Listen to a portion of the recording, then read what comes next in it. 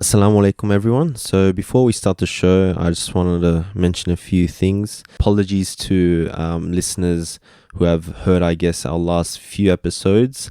In terms of the audio quality wasn't probably the best that we usually have. That's because from our end, we had a lot of things on our plate. Essentially, we were looking for a new space and we got busy. And so we actually released those episodes and they were in the bank from like almost 2 years ago. So that's why the audio quality wasn't to our usual standard. But inshallah, I think a lot of the guests that we had on the shows were, mashallah, very knowledgeable and shared a lot of insights. So in regards to what we've been doing, so alhamdulillah, with your support, we were able to get a new studio, a small studio which we're looking to do our recordings from. And we've been looking to get a small space like this for some time. So alhamdulillah, we were able to secure a space, and it was, alhamdulillah, through your support, through donations and all that, through Patreon, we were able to get the place. In saying that, because we are renting, the Patreon money only covers about half of the actual place. So it's only roughly like, it would equate to about 850 a month, and our Patreon is making roughly half of that. So inshallah, if you can maybe support us through our patreon.com/boysinthecave, there's like the $5 tire, the $10 tire. You can probably hop on to that and support us, and you can also be added to our WhatsApp group where our guests are also in, and you can definitely join in the conversations, inshallah, if you keep supporting us. But jazakallah khair to everyone that's supported us this far. And so onto the show now. So we recorded this episode with Dr. Yassir Morsi about last week. So it's very recent, really fresh episode. Dr. Yassir has been pretty absent from the public scene for some time. So it was basically an honor to have him on board to discuss very pertinent issues within the community and have interesting discussion, inshallah, which you guys find benefit with. Just a heads up, the first, I think, roughly 4 minutes of this of the episode is Yassir's audio goes a bit in and out, but I ensure you the rest of the episode is like very good quality, alhamdulillah. So I hope you enjoy this episode. Feel free to keep supporting our project through social media and check out our Patreon page, inshallah. You can support us through there, and inshallah we'll get straight into the episode.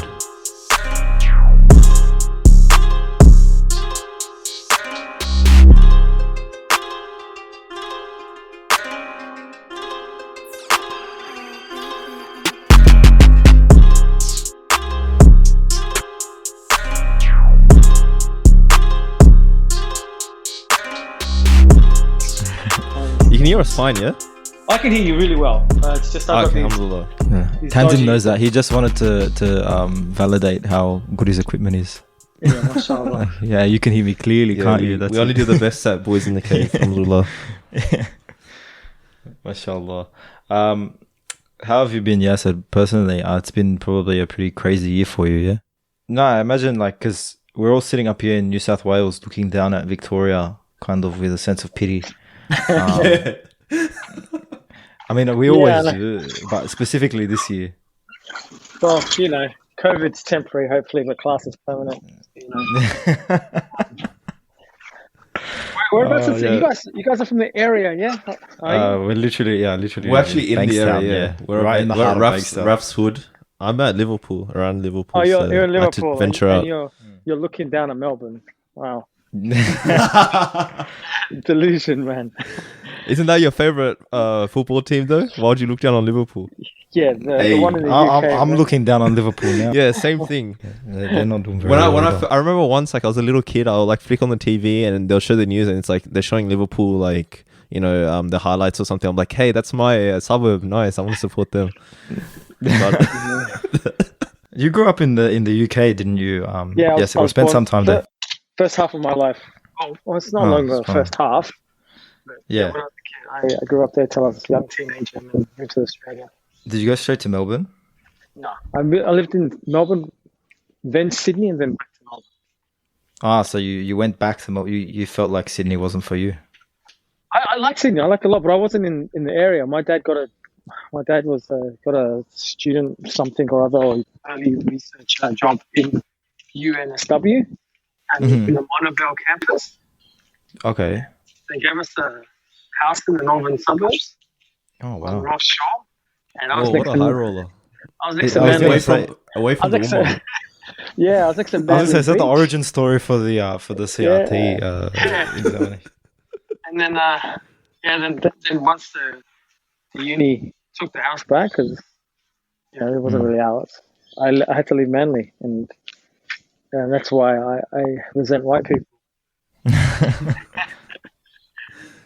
Did you But like I it up loved there though? Sydney. I liked Sydney. I was a beach kid. I was a beach bum. I loved it. I just like skateboarding and surfing, and I came to Melbourne. And I remember in Sydney we went once from Manly to Auburn, like that, because we're still Muslims in that sense, and Dad met some Afghan colleagues and they invited some. And I was like, oh my God, what is this place? So my next question is, if such a you have all the interests that a white person would in Australia, why don't you like white people, and why did you start studying CRT? That's my next question. I actually do like white people. I don't like brown people, and I'm trying to highlight myself to, shelter myself from the trauma of not liking myself. White people are they work hard, do well, invent countries, play really good cricket, and I don't know at the moment. They lost to India. Australia lost to India, but England actually is making up for it a bit, I guess. yeah. I'm assuming this isn't the podcast yet, right? Like we'll probably include it, TBH. Right. Yeah, I generally just start like casual chat. I don't know. Okay. I feel. You need to warm up a bit. You can't just get straight. I can't just be like, "Assalamu alaikum." How do we bring back Khilafa? You have no idea who I am, and I've only seen you, from your various articles and from your talks, but But I just nah. wanted to know if we're properly started, so I can actually put on my fake persona about how much I hate racism and all that. I know that because right now you're studying psychology, right?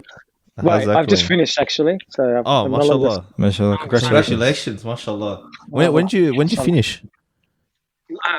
2 weeks ago. That my thesis was due. That's why I suspended some of the classes. I had a thesis to do, and I had to do some intensive teaching as well at the Trobe, and submitted. And now I'm trying to get registered and looking to work and see what happens. Yeah. Are you going down the path of like Franz Fanon, kind of incorporate psychology with like, I'll never and the leave psychoanalysis and all that?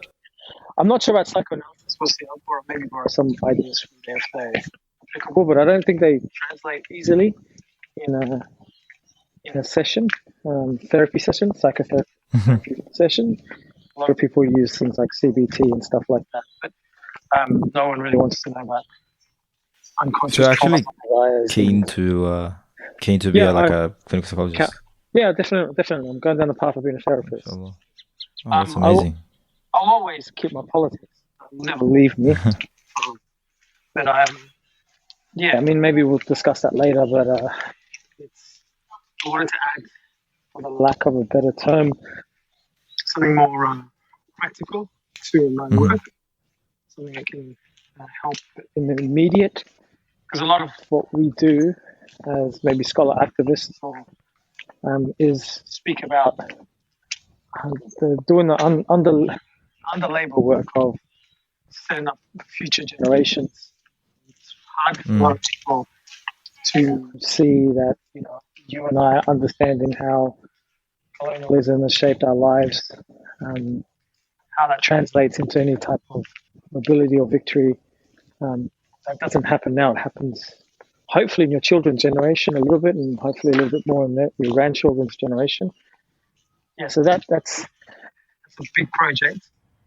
But in the immediate space, a lot of us are carrying various different complexes, traumas, interpersonal breakdowns, stuff like that. And I wanted to help partly. Yeah.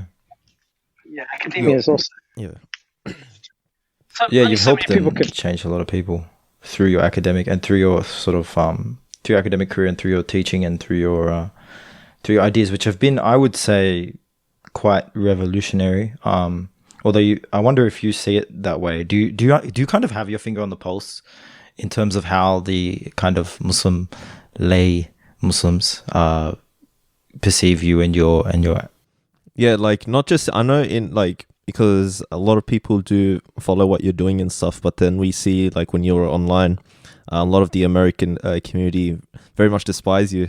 So like, what's your sort of take? Where do you find yourself in this quagmire of It's incredibly uncomfortable. hostility? It's really, really uncomfortable for all sorts of reasons.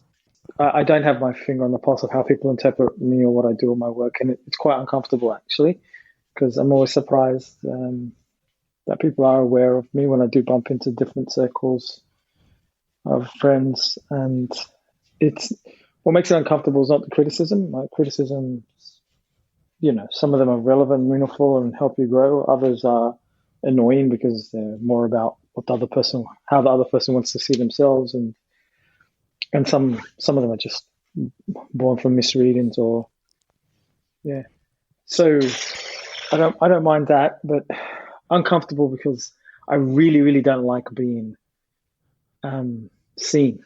I really don't. I know it sounds strange, and maybe it makes me uncomfortable. Just because I don't trust the community space. I don't. We're quite judgmental people, and we also, on the flip side of judgmental, we also have some type of putting people on pedestals that they don't deserve, and seeing them as solutions or answers or guides. And God forbid I'm that. I really don't like that. I think I don't mind being that with people that I've had long-standing relationships with, who know me well, know my character flaws, and know where I fail, both from the personal, maybe religious, and political level, because I feel more comfortable when I'm seen as flawed. I'm not saying that some people don't see me as flawed, but I don't like being seen as, for instance, when somebody says you've had an influence, it just makes me anxious. I don't know. I really don't know. It makes me uncomfortable. Or when somebody says, your work do you see your work, like I think you asked me the question, do you see your work as revolutionary? My first instinct is it just generates a little bit of anxiety in me, because I don't like that responsibility, and I don't like, partly because I don't think so. I think what I've done is been able to translate some really good work and thinkers to the Muslim context. I'm not alone in doing that. And being able, at least in our circle, in the Australian Muslim, maybe I can ask all of you, there are very few Muslim academics that engage on the community spaces, who are in, there's a lot of, I guess, scholars working with this stuff, but I don't think they take the job seriously of being in communication constantly with the community. I think there's a little bit of a distance. So I've been fortunate, I think, in that regards, that I can occupy a couple of spaces, both the academic one and the community one. I wanted to also ask, because it's interesting that you talk about people being put on a pedestal, because I can like very much relate. And to just give a more brief background of where I came from when it comes to coming to Deen and navigating all these isms and all that, you left to YouTube, for example, and then you left to sort of finding figures in your community. And I've always felt that, like, being closer to some figures, the way they may portray themselves at time as this, perfect figure, and, we're sort of nobodies, and they perceive themselves in a certain way. And then once you get close with them, some of the things, it sounds correct and all that. And then, eventually over time you find out they weren't actually what they cracked up to be. And that sort of hurts a lot. And then the same thing kind of repeats through when it comes to being with different people in different circles. And then I very much respect the fact that you're talking about being flawed, because I think it's really hard to find that in the sort of in regards to Muslims being in a platform. A lot of many could be activists, scholars, shuyukh, or whoever. sort of perceive them to be some perfect figure, role model. And yeah, so like that's why like I always, you know, take advice and listen to what you've got to say, because I know that, you know, you sort of don't portray yourself in that manner. And I take, it's really weird, I take more seriously people who do that rather than people who portray themselves as perfect. Does that make sense? Yeah, it makes sense, but it's also making me. It's like I'm it doesn't more make me. uncomfortable. Yeah. Oh, you're so good because you know you're flawed. Yeah, no. Pretty much summed it up. Yeah, no. Look. But more like authentic, you know what I mean? Yeah, no. Okay. So for more for my. Okay, so I don't know. I'll put it this way. I think it's really suffocating to to project some type of and it's a great, and I give credit to all those who do this well, and it makes me admire the great leaders and companions and the Prophet alayhi salatu wasalam, who of course had different levels of character than the ones we're discussing. But you know, whether you're thrust in, thrown in, fallen into a role of leadership of any sort of type, whether it's through thinking or activism or sermonizing, pastoral care, or any of the sort, it's a responsibility. So I respect all those who do it well, but I also see it as incredibly difficult and living up to people's expectations. And you spoke about being hurt, and so I think it must be incredibly suffocating for anyone if they have to hide their flaws. I think that must, on an internal level, that must do some type of damage. But I'm not sure, because having to project an idea of what you are to the world and then hide what you are in and of itself could create potential anxiety problems. It could create potential problems with respect to trust, who you can trust, who you can't trust, and sooner or later you may forget which part of you is. I won't use the word real, but which part of you should be in conversation with, right? So it's interesting. You say that you respect it, but also to be somewhat selfish about it. It's also for my own sake. I don't want to live a life where I have to live up to people's expectations of me, because that would be quite damaging for me, right? And me saying things like,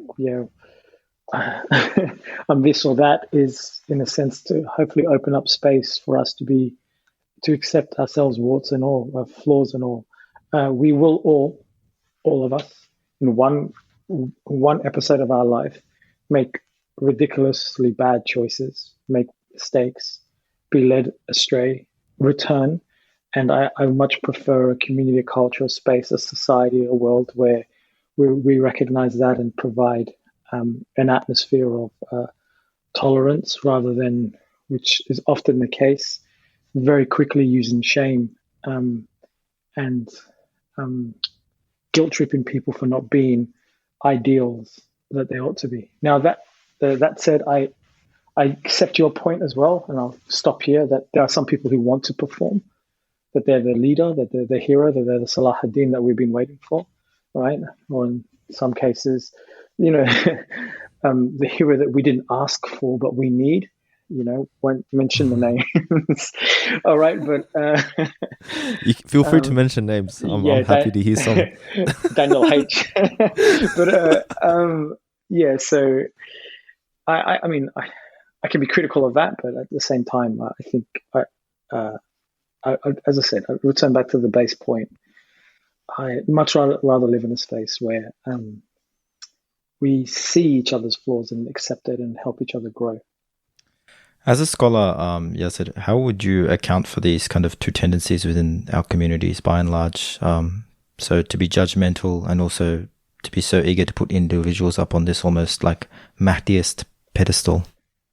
Well, as I get older, and I also don't want to pretend that the state I'm in now, the mental, political, theoretical state I'm in, has always been me. So this is the result of long reflection, growth, failures, breakdowns in relationships and careers and all of the above, right? So you learn a lot from these failures. So just to clarify, this is something that inevitably Allah subhanahu wa ta'ala, through what's written for you in the case, if you have the capacity to look it back into, you will be able to see certain patterns that may or may not be the case. So to answer your question about these, let's say, patterns that happen in the Muslim community, as I get older, I've become a little bit more sympathetic towards us as a whole. And I think we're under incredible pressure to respond to a lot of violence that happens against us and in our name, done by us, right? If we speak about our community.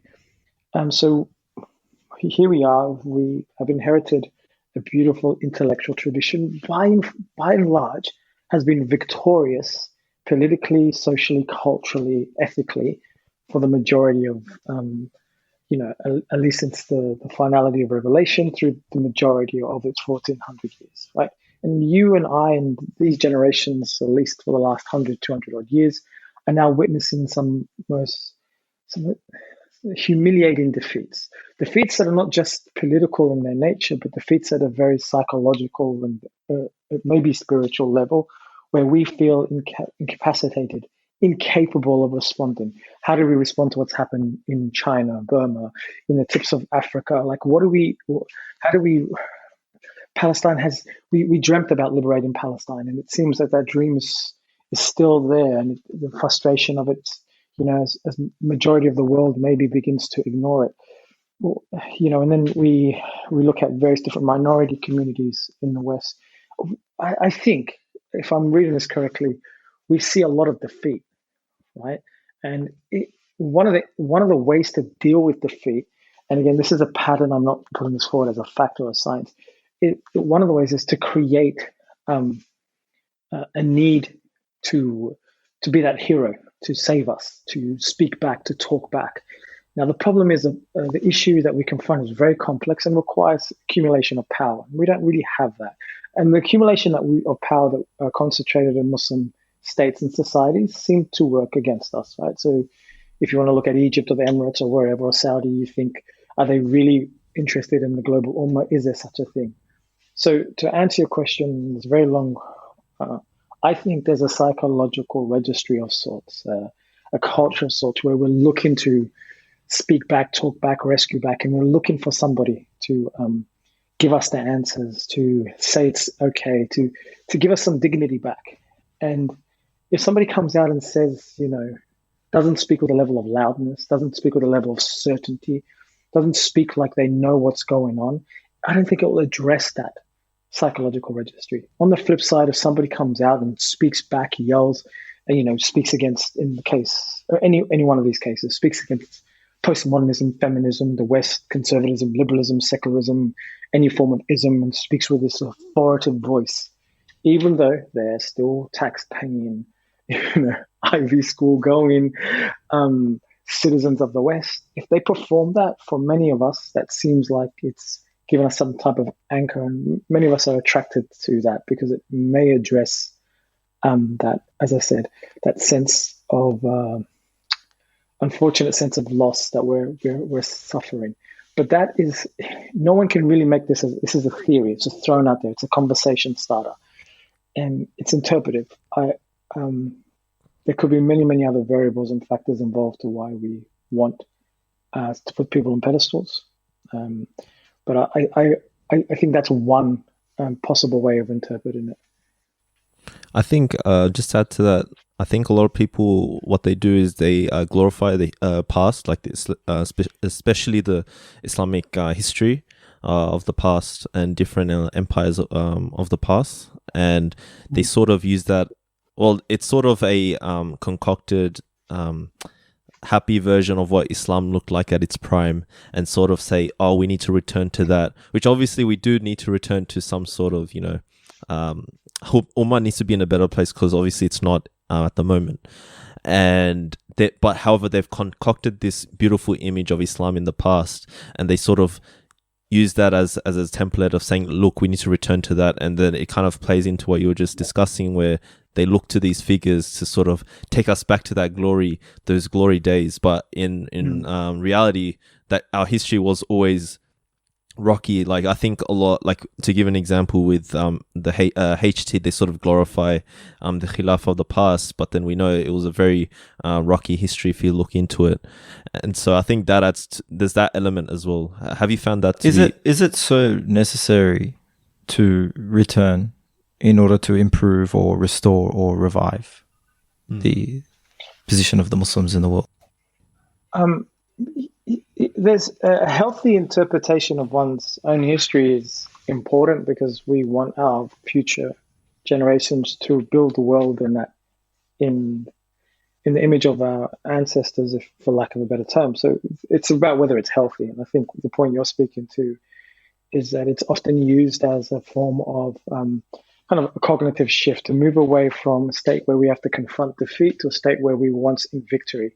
And it's a very, very simplistic, I think, argument. It's effectively saying, imagine, this is a silly analogy, but imagine your family, God forbid, may you always be protected, but imagine your family is hungry and you imagine a time where they were eating well, right? Or they had abundance of wealth, right? And now they're in a poor, abject. You just shift from poor to rich.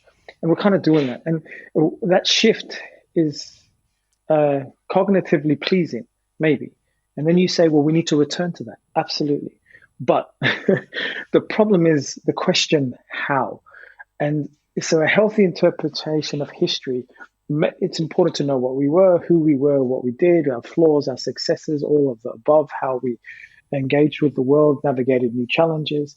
But when it gets reduced to a kind of a complex where you're just trying to reimagine the defeat, the loss, the problems through success and say, just get there. It's as simple as saying, well, if people are hungry, just feed them. That's not an answer. A lot of people do politics like that. For them, politics is simply the inversion of the existing, like, why doesn't the Emirates stand up for if only the Emirates, if only the Saudis, if only Egypt obeyed Islam. And this is just an inversion of what's going on, maybe. It's just the opposite. It's honestly, it's like, how do you deal with global poverty? If anybody asked you that question and your answer was, well, just give food and shelter to the poor, that's not an answer. That's not a political answer. That's an ideal. That's an outcome. That's an aspiration. That's a hope. That's a rearticulation of equality. So when Muslims rearticulate their past and say we ought to return to that, we are rearticulating an ideal. We're just saying this is what we want. It's not a question about how to get there.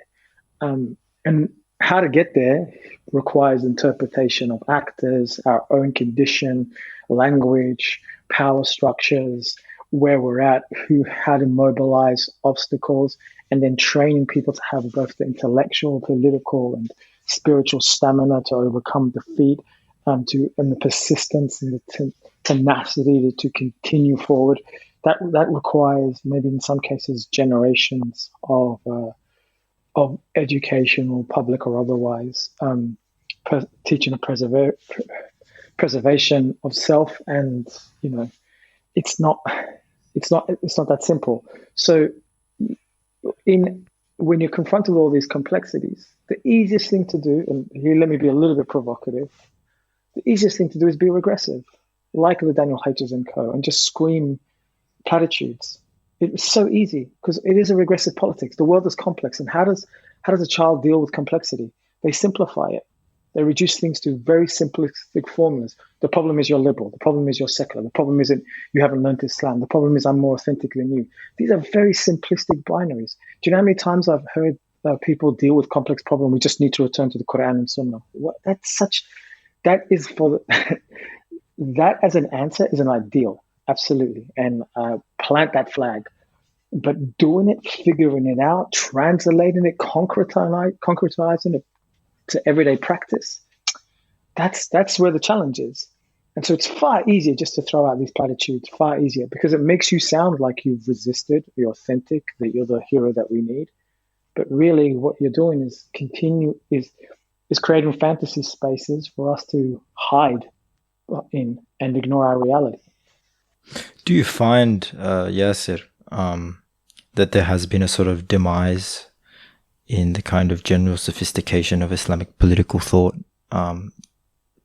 obviously culminating in the situation we're discussing now? Or do you feel like, what is the difference between the past and the triumphant days you alluded to, and the present?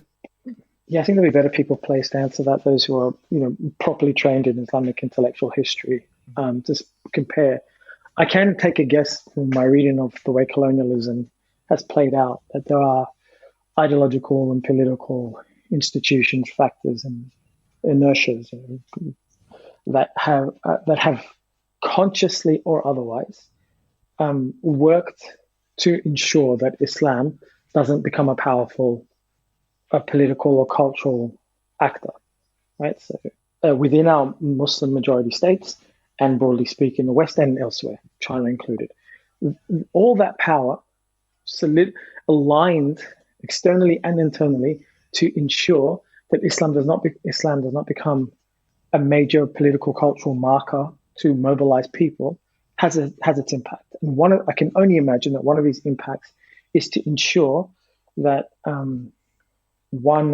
our vast majority of our intellectual labor goes to policing us rather than liberating us, right? To maintaining through a conservative state, holding on to a type of religiosity that fits within the state rather than one that reorganizes and imagines the world today. So if you ask me, is there a decline in sophistication? I don't. I think, as I said, a Muslim historian will be better placed to answer that. But if I were to take a guess from what I know, it would seem likely, based on the fact that there's so many forces working against us, right? It would seem likely. I have heard from others, again, this is secondhand information, that we've yet to develop a 20th or 21st century major Islamic political theory grounded in our tradition that can help navigate many of our religious casts. But again, that's not a conversation that I'm an author of, but a keen listener only. Something that I have seen you comment on a bit more, though, is why the sort of modern Islamist groups and movements are sort of failing to collect and mobilize, the many fragments that have been left by the sort of colonial battering ram. How would you say, how would you describe their efforts? Particularly, like, I know you've had dialogue and you're very familiar with Hizb ut-Tahrir and their dawah in Australia. Yeah, so I've almost always from the beginning have interpreted politics psychologically, I think. So let me explain what that means. I mean, politics is a broad science with many, many different branches and areas of interest. And the one I was interested in is how coloniality has created conditions upon which that restricts and accommodates ways we can imagine ourselves, imagine our tradition, who we are, imagine our politics, right? So a big thing that empire does is it erases us in various different ways. The purest form of Islamophobia, as Salman Said might argue, is genocide, right? At one end of the scale, that's what it is in its rawest, most brutal face. Just bomb them, kill them, put them in camps. At the other end of the same scale of Islamophobia is the ability to try to erase, say, the horizon of imagination, possibilities, thinking about the Muslim as a political actor. We accept the secular contract, we become private, Islam becomes a private matter, etc., etc. We erase Islam as a political actor. Now, I've studied the very psychological aspects that the pressure of this Islamophobia or coloniality has made on us, and the way we deal with it. See, a lot of the way we deal with it is we either recognize it or we don't. We either try to make peace with it or we don't. And one of the things that Hizb ut-Tahrir did, and this goes back to my aversion towards regressive politics. By regressive, I'm not talking about the opposite of progressive. I'm not saying that you have to accept it. But there's an image that progressive politics is just this all-embracive permissiveness, say yes to everything and everybody, and all truths are equal. I'm not using regressive as the opposite of that. I'm using regressive more in the kind of Freudian sense, where we are returning back to a psychological state where life seemed easier for us as when we were children. And when we were growing up, our parents basically just said Islam is the solution, Islam is the answer. Seek. And it's a very simplistic now interpretation of Islam when you're a kid helps make more sense for you because you don't have an appreciation of the complexity of the world. You watch the message, you hear some stories, you interpret the victories that we had, and it's there. It's you, and then there's a moment where you grow out of that, right? And not because you're no longer attached to it, but you see the world in a much broader sense. There's more reality in this sense. There's more defeats. There's more complications. There's more recognitions of our own flaw, and then this, let's say, child-formed interpretation of Islam is challenged. Not Islam, but the one we have inherited, right? The one that just said everything's okay, we're victorious, we're great, we're wonderful. And when that gets challenged, you have a choice. You either have to work to expand, and a lot of Muslims do this, expand our recognition, complicate our understanding of Islam. And other Muslims do the opposite. Instead of, they recoil back, they regress back into a childlike state where they just throw out slogans. Islam is the answer. Secularism, liberalism, postmodernism, and it's feminism, and they just critique these things. Well, they're not even critiques. But that returns us back to that mental state. So Hizb ut-Tahrir for me was throwing everything. Any challenge that came towards us could be accommodated into a rather simplistic call for the caliphate. And then when you challenge that, they would, well, don't you believe that it's an obligation? Don't you recognize? And then that this is part of our deen. We've established that there's an ijtihad here. It's based on the seerah. If you challenge us, you're challenging. No, we're not. I'm not challenging that. I'm not challenging the seerah. I'm challenging the simplicity of how you are dealing with the complexity of the problem. And for me, a lot of what you call Islamists went down that simplistic regressive path. And I felt it was, forgive me, this is an interpretation, not a claim. It was more for them than for us. And by us, I mean the people globally as well. Because if you honestly think that you can just speak to a general and things will work out, then you have completely misinterpreted. Now, I am simplifying their view, granted. But even the more you complicate Hizb ut-Tahrir view, it's still quite simplistic, right? So if you think that's all that's required, then you've completely misinterpreted the global economy, the way military industrial complexes work. You've completely misunderstood it.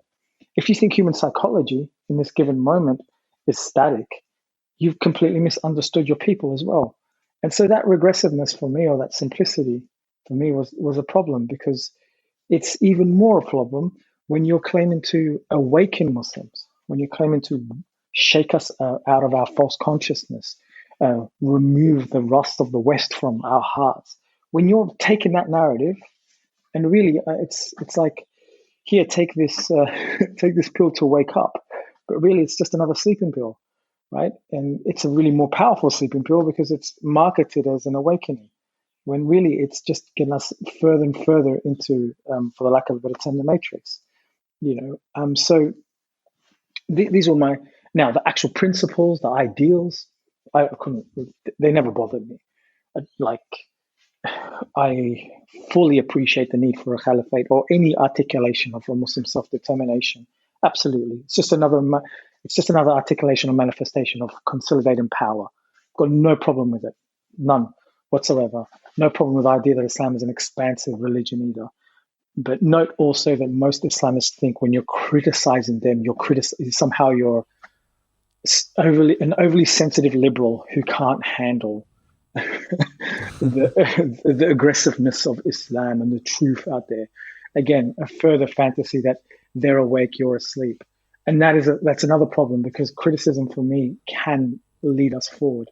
But if you've got an already built-in defense mechanism that all criticisms mean the other side is still asleep, still ideologically kidnapped by the West, then again, this is for you.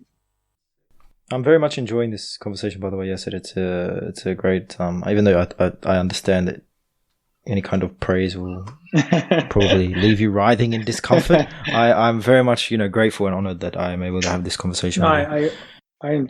I enjoy these spaces. I think when they're built on mutual respect and how do I say this? An intention to listen rather than defeat or disprove. They're more productive. Definitely. But yeah, so may Allah reward you both for creating that space for me and others. So, and hopefully, we're the only one putting you in a good light in the rest of the community, because we get all these like Muslim figures that are already respecting the community anyway. So when you chuck in like yourself and all that, they have no option but to respect you now. That's our grand goal of. As soon as you did the One Path video, that's when your credibility soared in the eyes of. I also don't. It's maybe you guys can talk to me and tell me what's happening in the community space, because I've been absent for a year now, I think, and I actually don't know. I did. Somebody asked me to come into Clubhouse for it. I can't delete the app. I don't know how to get off it, and then I got a little bit. Yeah, it's going a bit crazy. Yeah, I don't have an iPhone, so I can't jump on, which is a shame. Yeah, so I'd have done some BITC marketing through the app, but so. It wasn't meant to be. Apart from that, I don't regret it because I've bumped into people that I've missed, but I don't really want to be there because it brings me back to these spaces. For instance, the fact that there's a lot of people who dislike me. It's always interesting to figure out how they deal with it. Right, and I feel uncomfortable being in a space where somebody has to deal with the fact that they dislike me. I'm like, I'd much rather exit for their sake. So I'll explain. I'll explain. I guess that perspective of why people may dislike you, because I feel like because I think I'm posited in a nice sort of position where alhamdulillah, like through BITC, I'm able to sort of forge connections with like a lot of important people in the community and all that, and then also engaging at what the listeners say, and also people who try to refute you or whatever. I feel that, and I think this is also from my own personal experience, they see yourself. Okay, so for example, you may online, you may rebut or sort of try to argue against people that are respected, quote unquote, like respected in the community, as seen as traditional Islam, and almost in the sense given the title of almost gatekeepers of deen, people who have gone to the Muslim lands and studied a lot there and come back. And so when they see that you may pose a different idea, and because you may not have that title that they do, or may have the credentials in the sense of studying overseas or whatever, they see you automatically as contrary to the deen in some sense, because you bring different ideas. And I think that's one point. Second point, I think I've already discussed with you personally, like sometimes the way you behave on social media maybe at times adds to it. And I think, but I understand, like, obviously now where you come from, because you're just frustrated with the way discourse may happen in the community and all that. And I get that as well. And that's why I sometimes think about, leaving Twitter and Facebook or whatever, because it's just so annoying. Like, it's like talking to a wall, because that person thinks that they've understood everything, and the way they carry themselves is that they've gotten, quote unquote, like, got it. But they're sort of in the matrix that you just alluded to when describing HT, and it's sort of hard to really articulate that on social media. So I think like all of those things, and then there's the whole there's the other more nuanced camp that think that you're dangerous because CRT is born out of postmodernism and that is contrary to Islam, and so you're bringing ideas that are going to go against the Quran and Sunnah, this and that. So there's that kind of line of thinking, and then there's already the preconceived notions of we have to be Muslims have to be anti-feminist because feminism is contradictory to Islam, or all this kind of sentiments. So I think that's just a mix mash of all that, and then you have this, people have this perception of you because of everything I just mentioned in a whole burger, just mashed together. Well, I think 2 out of those 4 are legitimate. The first 2, I can understand the need to to be wary of those who learn. Again, this has been being sympathetic to all the condition we're in when there has been an ideological onslaught against Islam and its institutions. And gatekeeping often has a negative connotation, but in many cases it's because it's performed negatively and with quite harmful consequences. But in some cases it's necessary, needed. And so, yeah, I can understand the cautiousness or the need to highlight that certain people who talk about either Islam or the Muslim condition need to be held to a particular institutionalized or sanctioned standard. That makes sense. I can also understand that my behavior, although that's a bit vague, on social media can be off-putting. I've been embarrassed by certain behaviors that I've done in the past as well. So, but yeah, it's the furnace that we're in. It's hard to escape. No excuses though. So that I can recognize those two. The other two arguments, the CRT one and the postmodern, is utter nonsense. As far as I'm concerned, up until this date, until somebody properly articulates the relationship with CRT and postmodernism and what Islam historically and traditionally can and cannot allow us to read, until that's properly articulated, it's anxieties. And almost everyone who's dropped the word postmodernism I don't know what they're talking about. And actually, just to add to this point, right? I want to get you to answer this because I wrote this in my notes. I'm like, okay, this is perfect. You're talking about this postmodern thought, right? So, how some people in the community have made it seem to be, and to be honest, I guess they're not like completely wrong sometimes in the way they articulate it, but what they say is postmodern thought promotes moral relativism, and so since CRT is born out of that, we as Muslims, we have, our morals aren't, relative to society. We have, in any time and place, we'll always have like our aqidah and all that. So essentially what postmodern thought promotes and what Islam promotes are contradictory. And so that's why we can't accept that. And therefore, if we continue that line of thinking, we can't take CRT. So that's the sort of logic or rationale that's used at times.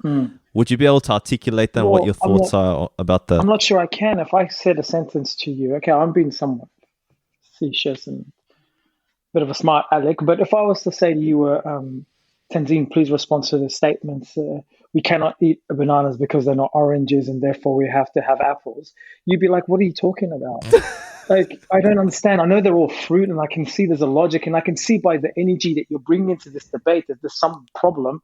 But when people say a CRT is born out of postmodernism and therefore will lead to moral relativism, honestly, to me, I'm like, what are you talking about? I don't recognize, I know the terms separately. I know maybe a relation where they link the relationship between moral relativism and postmodern, but even then that's complicated because there's moral relativism in other intellectual traditions, including liberalism, right? It depends. So, and then I'm like, okay, maybe if they can expand a little bit further, then CRT gets, and I'm like, well, CRT is not a thing in and of itself, and we're only using it now because, let's be honest, because of American hegemonic appeal and so forth, and various different institutions that create communities of thinkers, label themselves as such. But within that community, there's contest, there's debate, there's disputes. It's not a madhab in the sense that you all have to abide to think in a particular way, So I'm super confused. And then to respond to it all, you get trapped into one or two answers. If you say something is nuanced and complicated, then somebody will say, oh, so I totally reject this idea that something is nuanced and complicated, therefore we can't resist it. They make it sound like you're evading the debate, and the shift then becomes that they know what it is. And I doubt that. I'm going to be honest with you. I'm not saying there's no legitimate criticisms that can't link CRT to postmodernism to moral relativism. I'm saying I'm yet to understand or hear one that's come in the community space. I'm yet to hear it. So it's hard for me to respond. I've heard a lot of bad arguments. And what I mean by bad arguments is they lack pacing. And what I mean by lacking pacing is they're very, very quick. They're just like postmodernism, moral relativism. I'm like, slow down. Take me there. Take me from postmodernism to moral relativism, and we'll stop somewhere on the way at CRT. Take me there. And the reason why it seems to be a lot easier to go quicker than slower, because slower requires citations, reference, proper reading of intellectual history trajectories.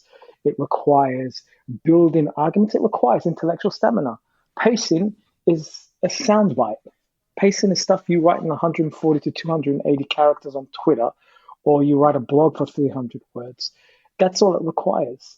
And once that's the state, what happens is we as a community begin to, based on who we like, based on what crowd we belong, which of our tribal archipelagos of Muslim and Islamic traditions that we belong to, we this is us, they say this. In other words, which WhatsApp group do we belong to, right? And it gets repeated. There's something about us, subhanAllah, again, this is not science, I'll just throw it out there as a speculative thought. There's something about us, right, where we like to, when you watch a movie, you've seen it before and there's a favorite scene, and you like watching it again because it brought you enjoyment the first time around. And there's something about repetition that's quite soothing, especially in a world of unfamiliarity and disruption. And I think after a while, the idea that CRT is related to postmodernism just became a familiarity, that you don't have to prove it. You just have to say it. And people nod. And people, And I'm like the guy that comes in, I'm like, I have no idea what you're talking about. So I get framed as somebody who's out of the familiar. I'm a stranger. I can't see this basic truth of our deen. Therefore, there must be something wrong with my aqidah. And wallahi, the link is constantly made. If I can't see what they're seeing, there must be some problem with me. It's the same with feminism. This is the fault. I'm not a feminist because I don't get to call myself that. But two, my whole argument all along was you're misinterpreting things, or it's to your detriment. You're rushing through a criticism. It's to your detriment. You're being regressive. It's to your detriment. If you want a proper critique and criticism against these ideological movements against Islam, do your homework, do the work, and we'll be all better for it. And so I really can't answer you other than to say I'm a little bit confused.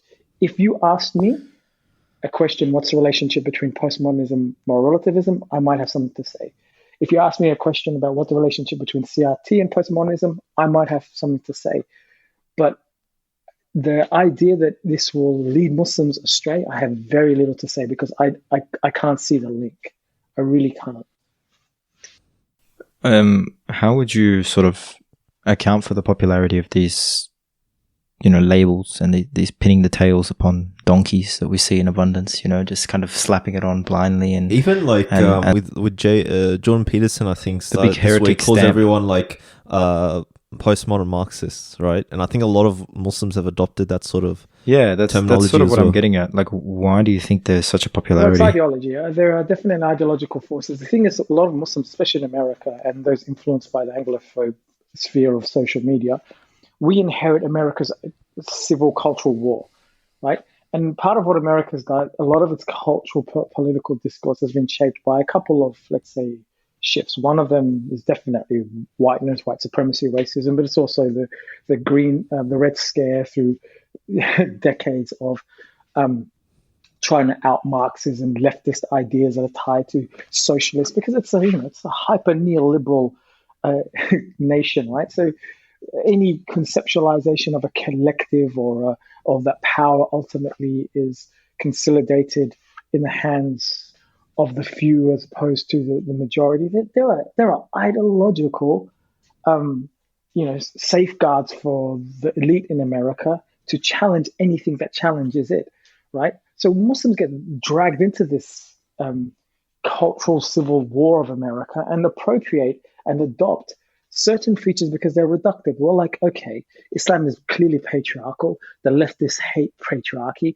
Therefore, we can't be leftists. It's that simple. Oh, the feminists believe that women are the same as men, or that gender doesn't exist, or there's no biological differences, and we can swap around our sexes.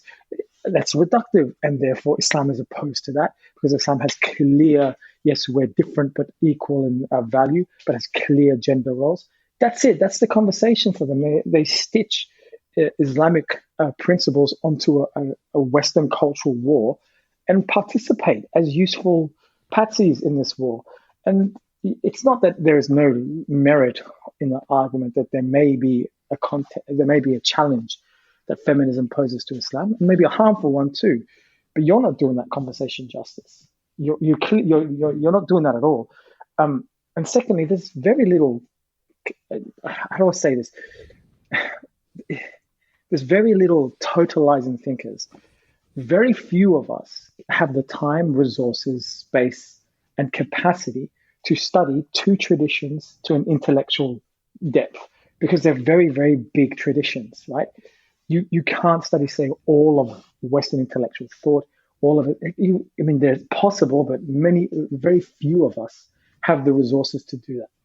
Very few of us. So what happens is we kind of sometimes make choices.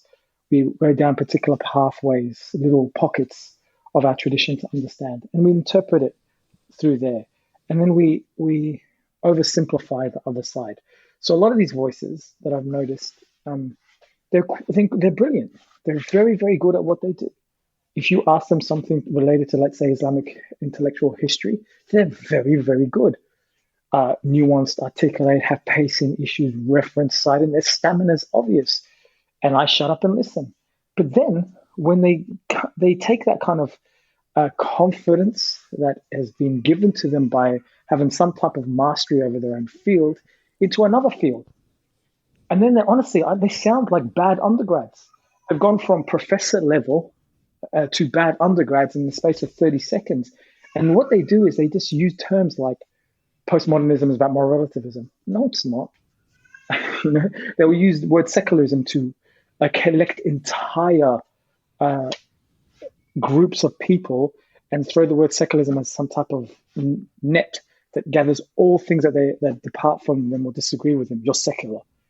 You're liberal. These words that they use in secular, liberal, are packed with at least a minimal 500 years of historical, intellectual, legal history, right? They're transcontinental. They're born out of wars. They're born out of civil unrest, right? And within them, there have been major thinkers that have contested principles, reevaluated, and they're on top of all of that, they're constantly evolving and erasing themselves and reinventing themselves. You come with a 30-second soundbite, and for me, that's just bad practice. So why it happens, I'll go back to maybe there's something to do with the psychological register we're in, but they pin it for a reason. Sorry to do this to you, Yassir. I apologize in advance, but there are those there who would probably, taking on board what you've just said, want some kind of relatively succinct definition of what you would consider postmodernism to be. I know that's probably I'm happy as to close do to that. an impossible task, but if you could provide one, okay, yeah. So just for the sake of some of our listeners, the best way to understand postmodernism is to first understand modernity. It's not a separate thing. Postmodernity grows out of modernity. There are contests. So to give you a succinct definition, postmodernism is the extension of modernism and the critique of modernism all in one, right? So it extends the principle of modernity and also included in that the criticisms of modernity. So it's an outgrowth of modernity, right? And it's not solely a departure, right? So it's kind of like a relative of, right? But it's not a pure outcome of. It's a kind of a bastardization of, a corruption of modernity that grows out of it. Now, there are certain principles, that's as succinct as I can get as a summary. Now, that needs some unpacking. There are certain principles of modernity that built it. The use of rationality. Let's say maybe the rise of the observing individual, and tied to that is a liberalism. So rationality, individualism, right? You might argue also notions of capitalism, right? Notions of the nation state, right? All of these are modern projects. Others may include things like colonialism have helped build modernity, but that may be put in the category of postmodern. either way. If you just focus on rationality, individualism, the nation state, right, you can begin to recognize a modern project. And postmodernism is both the result of these things and their critique. Yeah, so an extension of rationality, but a critique of rationality. How far can it take us?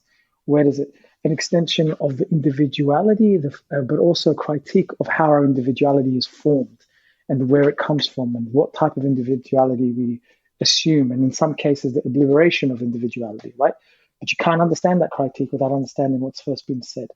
The nation state, especially the liberal secular one with its claims to universality and citizenry, critiqued through both feminism and forms of post-colonial thought. Is it truly universal? Is it not built on a Eurocentric white imagination of truth? So it's understood as an extension. Now, there is within that, absolutely, to preempt the criticisms that have been said, there is within that, right, a critique against modernity's proclamation that we can arrive to a capital T truth through rationality and science. And there's a moral truth as well, right? That we can arrive at a capital T truth through our senses. So humans are enough to understand truth. We don't need, this is a direct challenge to revelatory traditions. We don't need scripture. We don't need institutions such as the church to do this. We will build a better society for ourselves through our capacity to observe and rationalize what is good. And there's a critique against that comes inevitably. No, we're not capable of doing that. Humans have their limits. We're ultimately subjective. We're products of our politics. We have limitations in the way we interpret and see the world. Yes, you can classify and categorize different types of frogs or whatever, but notions of morality are ultimately subjected to social orders. And that there's a critique within that moves into the idea that ultimately morality is relative to the context that's born out of it. The idea then that you have to choose a side between these two is strange to me, right? Just to add, so how much would you say humanism is directly correlated? Because this reminds me of the tug of war between essentially, just to give an example, you have the church and the state that was very dogmatic in the way it acted in terms of science and discovery and forward thinking, where they would persecute anyone that pretty much went against any scripture, essentially, specifically the Christian scripture, and people got persecuted for that. And I guess the reaction was humanism came on board to sort of combat that staunch dogmatic approach, where they would actually study everything and learn about the world. But I guess within both ways, in the Christian scriptures, there is sort of things such as obviously God is one and all that. As Muslims, we obviously accept and we don't deny that, right? But we know that our scriptures are different. Whereas the humanist approach, we actually are for that, in the sense that they were inquiring about the world around them. They were studying different scriptures of various thinkers or whatever, coming to their own conclusion, which we sort of do propagate as Muslims. But at the same time, you could say that they are going maybe bit, I don't know how to term it, but a bit overboard, in the sense that they're just that's what I like that term, overboard. One way to interpret this, if you look at European history very briefly up until the Enlightenment and up until what we may call the beginning of early modernity towards what we call modernity, it's a deeply contested and religiously volatile space. Not only do you have the rise of Protestantism through Reformations, you have the Counter-Reformations, you have various different church positions. It's a political mess, but it's also what politics is about. It's contests. And like most political contests, winners rise and losers fall. And so in many cases, to understand why certain trends occurred and why certain forms of zealousy was pushed aside, where doctrines of religious tolerance were established, where secularism came, where the humanities was established to try to sync with religious. Humanities was often carried through the early church, through the Catholic tradition, the scholastics. All of these are contests, and something happens, right? And then that happens is often associated with monarchy power coming to terms to solidify power. all these actors are at play. It's not a case of somebody just one day decided, "Hey, I'm no longer I'm going to sideline God," right? It's a rich, complex history, and out, out of that, as you said, to compare and contrast our history to that requires some level of skill, knowledge, and temperament to not rush into and say, well, this is who we are, this is what we are. But there is and this is why I like your use of the term, there's an over-determining of something. Sometimes people go too far. There's a kind of reaction formation. We were so religious, now I'm going to be so secular, right? There are those moments as well, because history is often a reaction of one movement against another.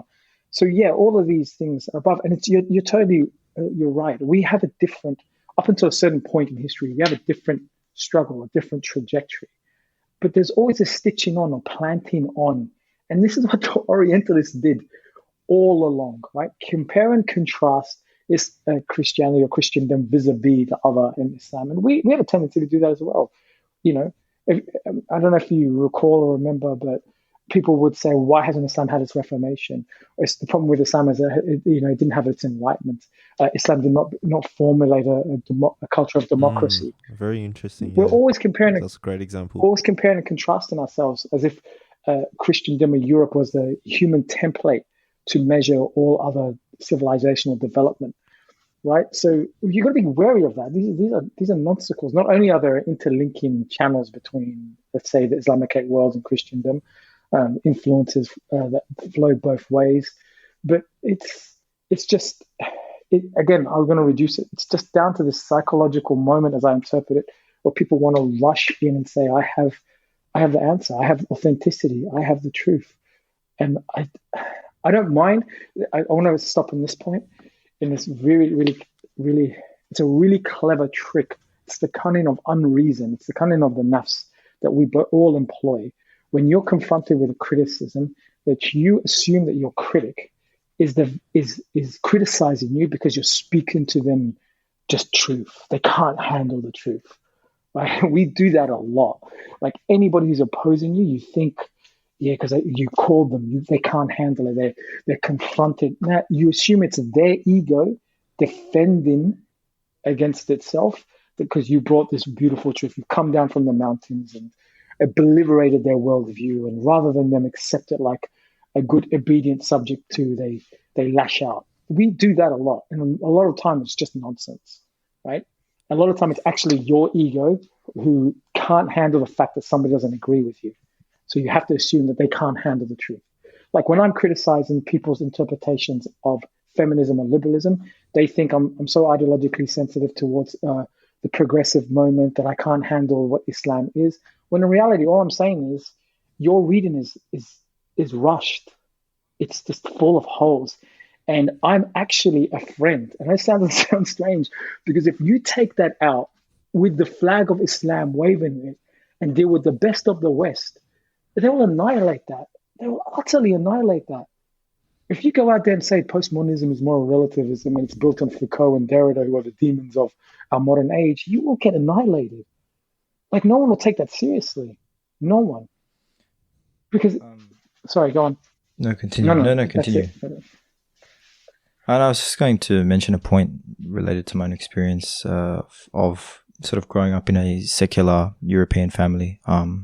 I converted to Islam when I was 18. I know that everyone else who's listening to the podcast has heard me say that on every episode, but personally, you don't know me, so that provides some context. And I wonder whether, I often wondered whether postmodernism deserves a kind of foreboding tone it's often discussed in, because like even though my understanding of these concepts in general is certainly primitive, I can understand that what you've surmised by and large identifies the spirit in which I was sort of raised and educated. And though my family insisted upon questioning institutions, traditions, and everything deemed to be true, this actually led me to come to question whether this cynicism or skepticism towards truth with a capital T was itself true. Mm. And I don't think it was a particularly toxic or unhealthy spirit. It's a really good, necessarily. It's a really good point, and privileged to be in a conversation when questions like this or positions like this are articulated, and really appreciate also being grounded in your own experience, because that's another thing I think is really important, that we bring into conversation the processes upon which we were compelled to make sense of the world, whether it's family, parents, and so forth. Often we try to erase that and continue the, let's say, for lack of a better term, the modern indulgence of assuming ourselves as pure thinkers, when really we're often corrupted by the world and the various cultural moments we find ourselves in. Now, as for the capital T truth, it all depends on what you mean. A lot of Muslims conceptualize a capital T truth to be synonymous with God. In some cases, you can find texts that inevitably echo that as well. But capital T truth may not be just in reference to God or that Islam is truth. It could be a truth about the biological world, the idea that there is a set of static axioms upon which we run the place, right? It could be about the origins of the universe. So it depends what you mean by and it could be a singular moral disposition that we all inherit. In many cases, it's a capital T truth about, let's say, that's biologically determined about what we are, who we are, what we're made of, right? And I think a lot of Muslims have been for centuries contesting Christianity's sciences, other religious traditions, other secular traditions. We have been contesting and disputing their capital T truths all the time, right? So the critique of capital T truth in and of itself doesn't mean you don't believe in one. Now, there's a second layer of an argument that says there's no such thing as a capital T truth. And I want to go a step further and ask this as a question. Well, it all depends what you mean. Because in some cases, people aren't saying there's no such thing at all as capital T truths. They're saying we as humans don't have the intellectual or even spiritual capacity to have unmediated access to capital T truth. And what does unmediated access mean? For me, it means without revelation, without the Quran, without prophecy. We don't have the bandwidth to properly understand the essence of the way the world was put together. We need the book, right? Now, for most scientists, they will say, especially positivists will say, if you believe in that position, you believe that we don't have the capabilities of arriving to capital T truths through our man-made methodologies. I'm going to say a lot of Muslims believe that. Does that make you postmodern? Like if you believe that we need some type of mediatory kind of intercession between us and capital T truth through prophecy, what are you saying about capital T truths? What are you saying about us as, if you think we need a cast of saints, okay, of kind of guardians of the truth that will inevitably lead us there through some type of, in many cases, unscientific manner. It's not through empiricism, it's not through rationality, it's through maybe the purification of the heart, it's through maybe the fact that Allah subhanahu wa ta'ala chose them. That you're admitting that we don't have direct access to capital T truths. Now that's a question. I'm not going to make a statement about the tradition, it is or it isn't. But for many, that will be seen as a not so much postmodern, but echoing a central postmodern quote unquote assumption about humans' capability of arriving without any other resource than themselves to truths. Now, there is, to be fair, certain movements and trends that don't believe in capital T truth in and of itself is a small T truth manufactured for power relations. Yes, there are those who are nihilists and absurdists who believe there's no meaning. We make up our own meaning as we go along, and religion is a product of our need for meaning, or the fact that there's no logic to the universe. The universe is completely indifferent to who we are. Absolutely. But you know what? This form of kufr has been around from day one. I don't know why you're pinning it on Foucault. Okay, it's been around from the start. Yeah. So all of this is a continuation of our conversation. So, the philosophical contests and conversations that humanity has been trying to make sense of. I don't see it now as really any different than what it was or what it will be in the future. Just to add into the discussion, like one of the things I've also thought about, and I know it comes up in like CRT and all that as well, is because you're mentioning like truth, and for example, we talk about experience, and for example, racism that we experience for example, a Muslim going through society will experience things a lot differently than a white man versus a black woman versus this and that. And so in that situation, whatever you experience, would that still be like, it's hard to pin down? Would you throw in within the conversation about who is there, like a capital T truth in that situation, or is that every personal experience that each person has is a sort of subjective truth? And that kind of ties in with the other sciences, where some people will freak out thinking, this field of study promotes subjective truth, and we know in Islam, it's only I don't know, for example, capital T truth. You get what I mean? So I get your question, but yeah, I have a way of clarification. A capital T truth is a truth that transcends all cultural moments and is possible in all different manifestations of human society. So whether it's in Rome or in Mecca and in the 12th century, 1st century, whatever, there's a truth that is existent consistently beyond all of our cultural manufacturing of who we are. A capital T truth is a truth despite us, right? We can't change it. It's whether it's biologically constituted in the way we're made up, where the world is made up, or it's maybe metaphysically or spiritually constituted in what is the definition of good. That's a capital T truth. Small T truths, response, are the product of social and cultural moments. So any discussion about race, for instance, you can bring it back to a capital T truth and say there's something within Bani Adam that seeks to dominate, right? Or you could say there's something about us that is inherently, about we preference our own over others. You could, but most arguments are made around the fact that constructs like the nation state, race, whiteness, they're all products. They don't come from God. They don't come from but you could be biologically determined to be biologically different from somebody else, but you didn't, there's no DNA or genetic disposition to think that, quote unquote, Asians can't drive or that Muslims are terroristic. That's something you've learnt, right? That's something that's been brought to you into society, brought into your imagination through society. These are the small T truths. Now, small T truths has got a really bad name for it. Small T truths are meaningful. Small T truths, people go to war over. For instance, if I asked you, is Germany a capital T truth? You'd probably say, well, what does that even mean? Well, the borders. If you fly up into space, look back down in Europe, could you be able? Is there a line on Europe that says this is where Germany begins and ends? No, these are man-made. These are man-made. The notion of a German nation, the construction, it could tie to a people, to a language, to a history. They're meaningful, yes, but they're not capital T truths in that sense. And people killed and died for Germany. People cry and mourn for Germany. These are meaningful things. In fact, to the point, one argument is to be made that we pursue with zealous kind of familiarity our relationship with small T truths ahead of capital T truths, right? And maybe it's an articulation of shirk, a form of shirk. I don't know. I don't want to get into that because it's not my area, right? That we substitute these kind of like love for the nation rather than love for a transcendental God of sorts.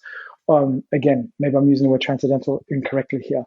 So these things, when you speak about the social settings that create particular notions of, as a Muslim, I'm experiencing something that a white man doesn't. These are contextual to particular moments.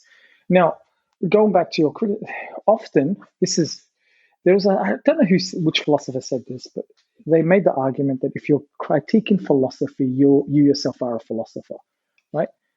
So if you're saying philosophy is nonsense for X, Y, and Z, you're participating in philosophy. A lot of these voices that are against, who say things like Muslims are hijacked by liberalism, the institution has told us not to have strength in our faith, they've been swept away by the leftists and the progressives.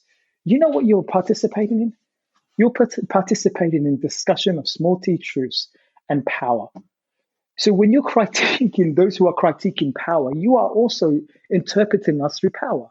When you say Yassir is a product of some neo-Marxist postmodern institution, you are effectively saying that my subjectivity has been formed by something beyond me, right? And so you're using the same formula that you're critiquing against. You're saying the same thing we're saying, right? That institutions shape the way we can think and how we behave. So they don't steal away our agency. They just create a playing field upon which makes some ways you play successful and other ways you play deemed offside or beyond the rules. You're doing the same thing. And I once said in a talk that, people who are trying to Islamicize, bring back an Islamicization of knowledge, bring back the idea that Islam should be the central reference and not the secular, liberal, white supremacist institutions, right? I don't think they use the word white supremacist, but, if you're making that argument, right, then you are, in a strange way, part of what you call the CRT family, because you are doing two things. You are denaturalizing Western knowledge as no longer universal, as ideologically in favor of the Western nation state. Right? So if you do that, you're denaturalizing science, rationality, the American university. You're saying it's not neutral. And then you're saying the knowledge it produces is for the benefit of its own ideology. That is a CRT principle, right? You're saying it works for them and not the world. That's what critical race theorists have been saying. So in some cases, you're making the same argument. The only issue is you don't like the language because the language doesn't come from your texts. And it's not about the idea. It's just the fact that the language that you see is being used by people that you don't like. And often those people, I'm going to say it bluntly, are either queer, feminists, Marxists, or people that you have historically associated as being the opposite of Muslim. And that's what the debate is about. It's a form of racial thinking. You're not part of my people, and therefore your ideas don't matter. Yeah, just to give another example, we know as Muslims, being in this society where it seems like every time we try to go through the political system or try to, I don't know, do anything cause any change, for some reason, the state will always impose laws that go against us, and we can just never seem to get away from it. For example, here in if the police can take a Muslim in without any sort of process or anything, and then can lock them up, right? For as long as they can. It's just the law just seems to favor the other, I guess secular, liberal, I don't know, white people that just won't understand the Muslim struggle and the way that, for example, we always, I guess it kind of feeds into the discussion about moderate politics and all that. We can only say, we can't say jihad in public, and if we're asked to explain it, we're sort of posited in a situation we have to sort of make it, define the term in a way where it's not too extreme. And then we have to play to these sort of parameters that are set by the rest of society. And if we exceed that in any way, we are definitely, I don't know, anti. Yeah, absolutely. We have to fight for our humanity, So all these things as Muslims, we know we experience. It's articulated so well in CRT because, for example, the black community in America have undergone that for many, many years now, right?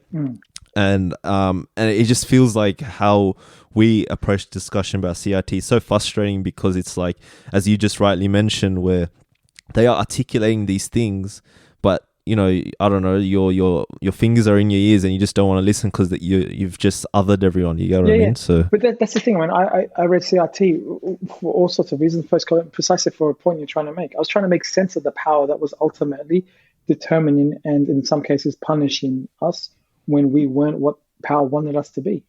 I mean, CRT at one level is all collectively, whether it comes from the African American tradition, whether it comes from the tricontinental traditions, whether it's Chicana, Latina, whatever it is, it's also almost always speaking back to the consolidation of power and the use of whiteness and Europeanness to consolidate that power and its production of ideal others, right?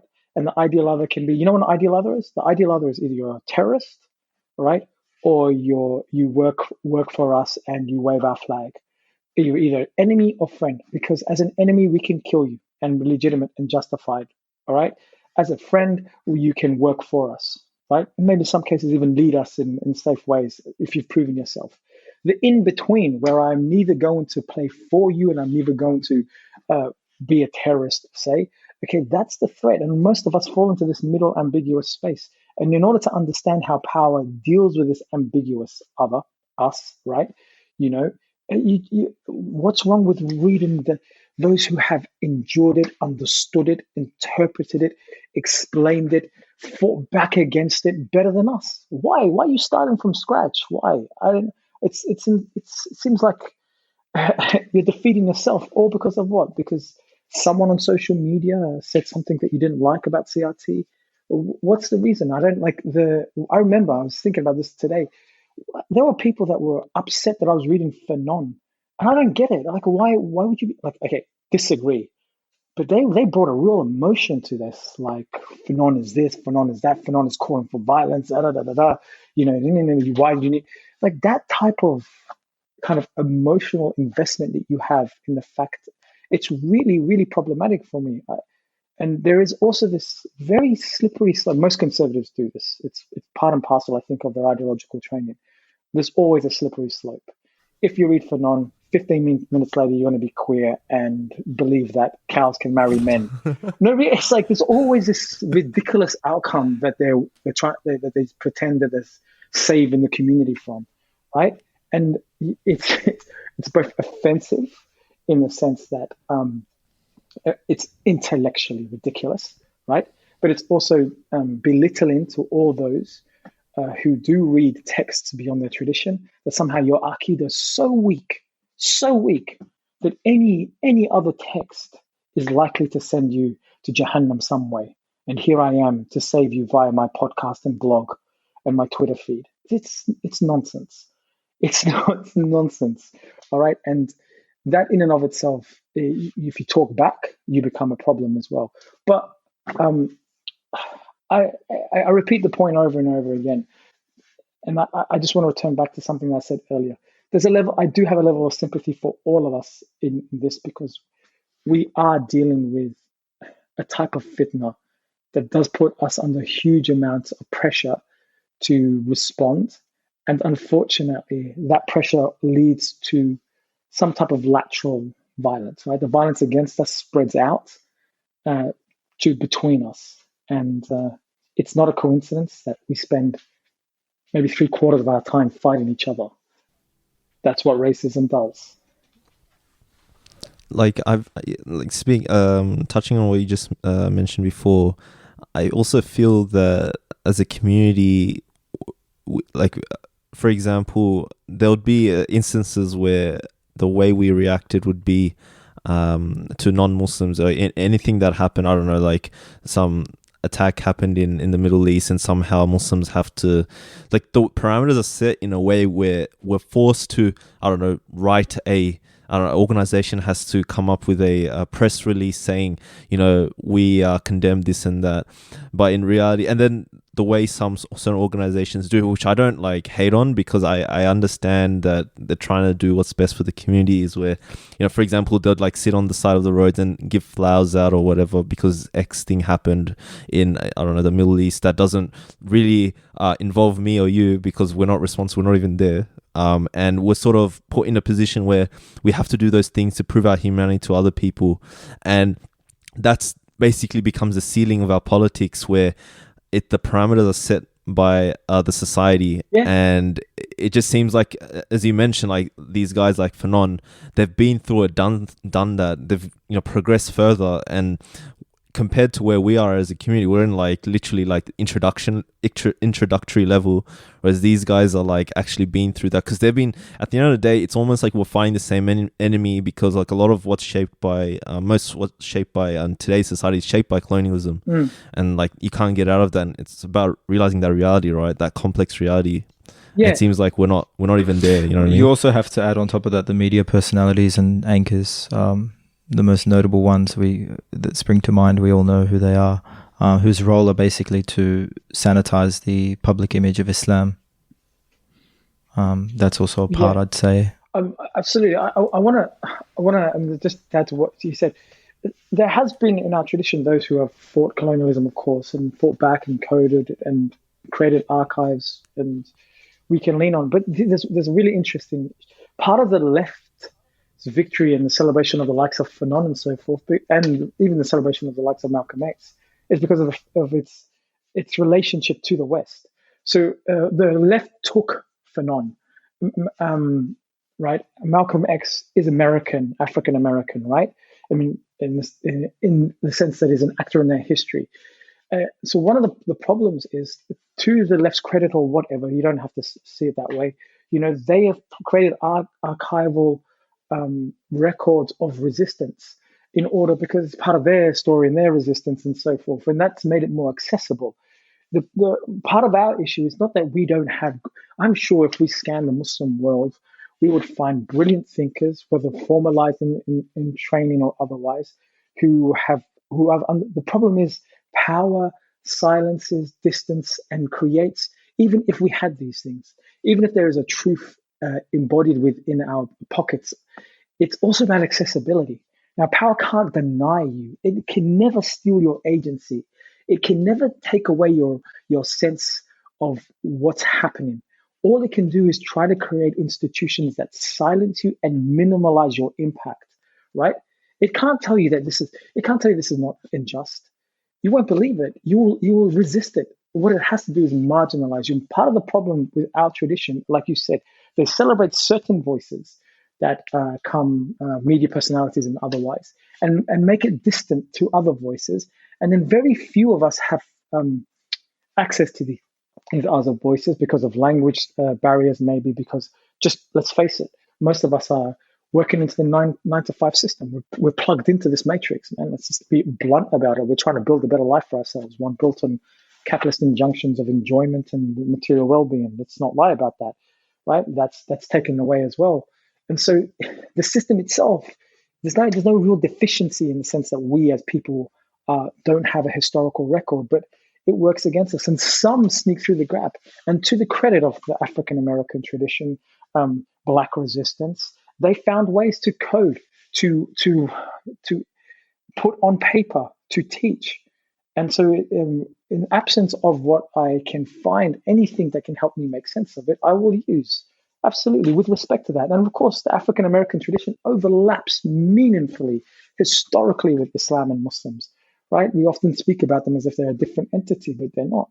And so there's all of these possibilities, but a lot of immigrant Muslims, for the lack of a better term, right, are structured the world in such a way as if all this is about us making good or bad choices. Right. So Yassir, why don't you read our people instead of those people? Why don't you study this instead of study that? And I just think that's too simplistic. And I could get into another time and answer that question of why, but it's way too simplistic.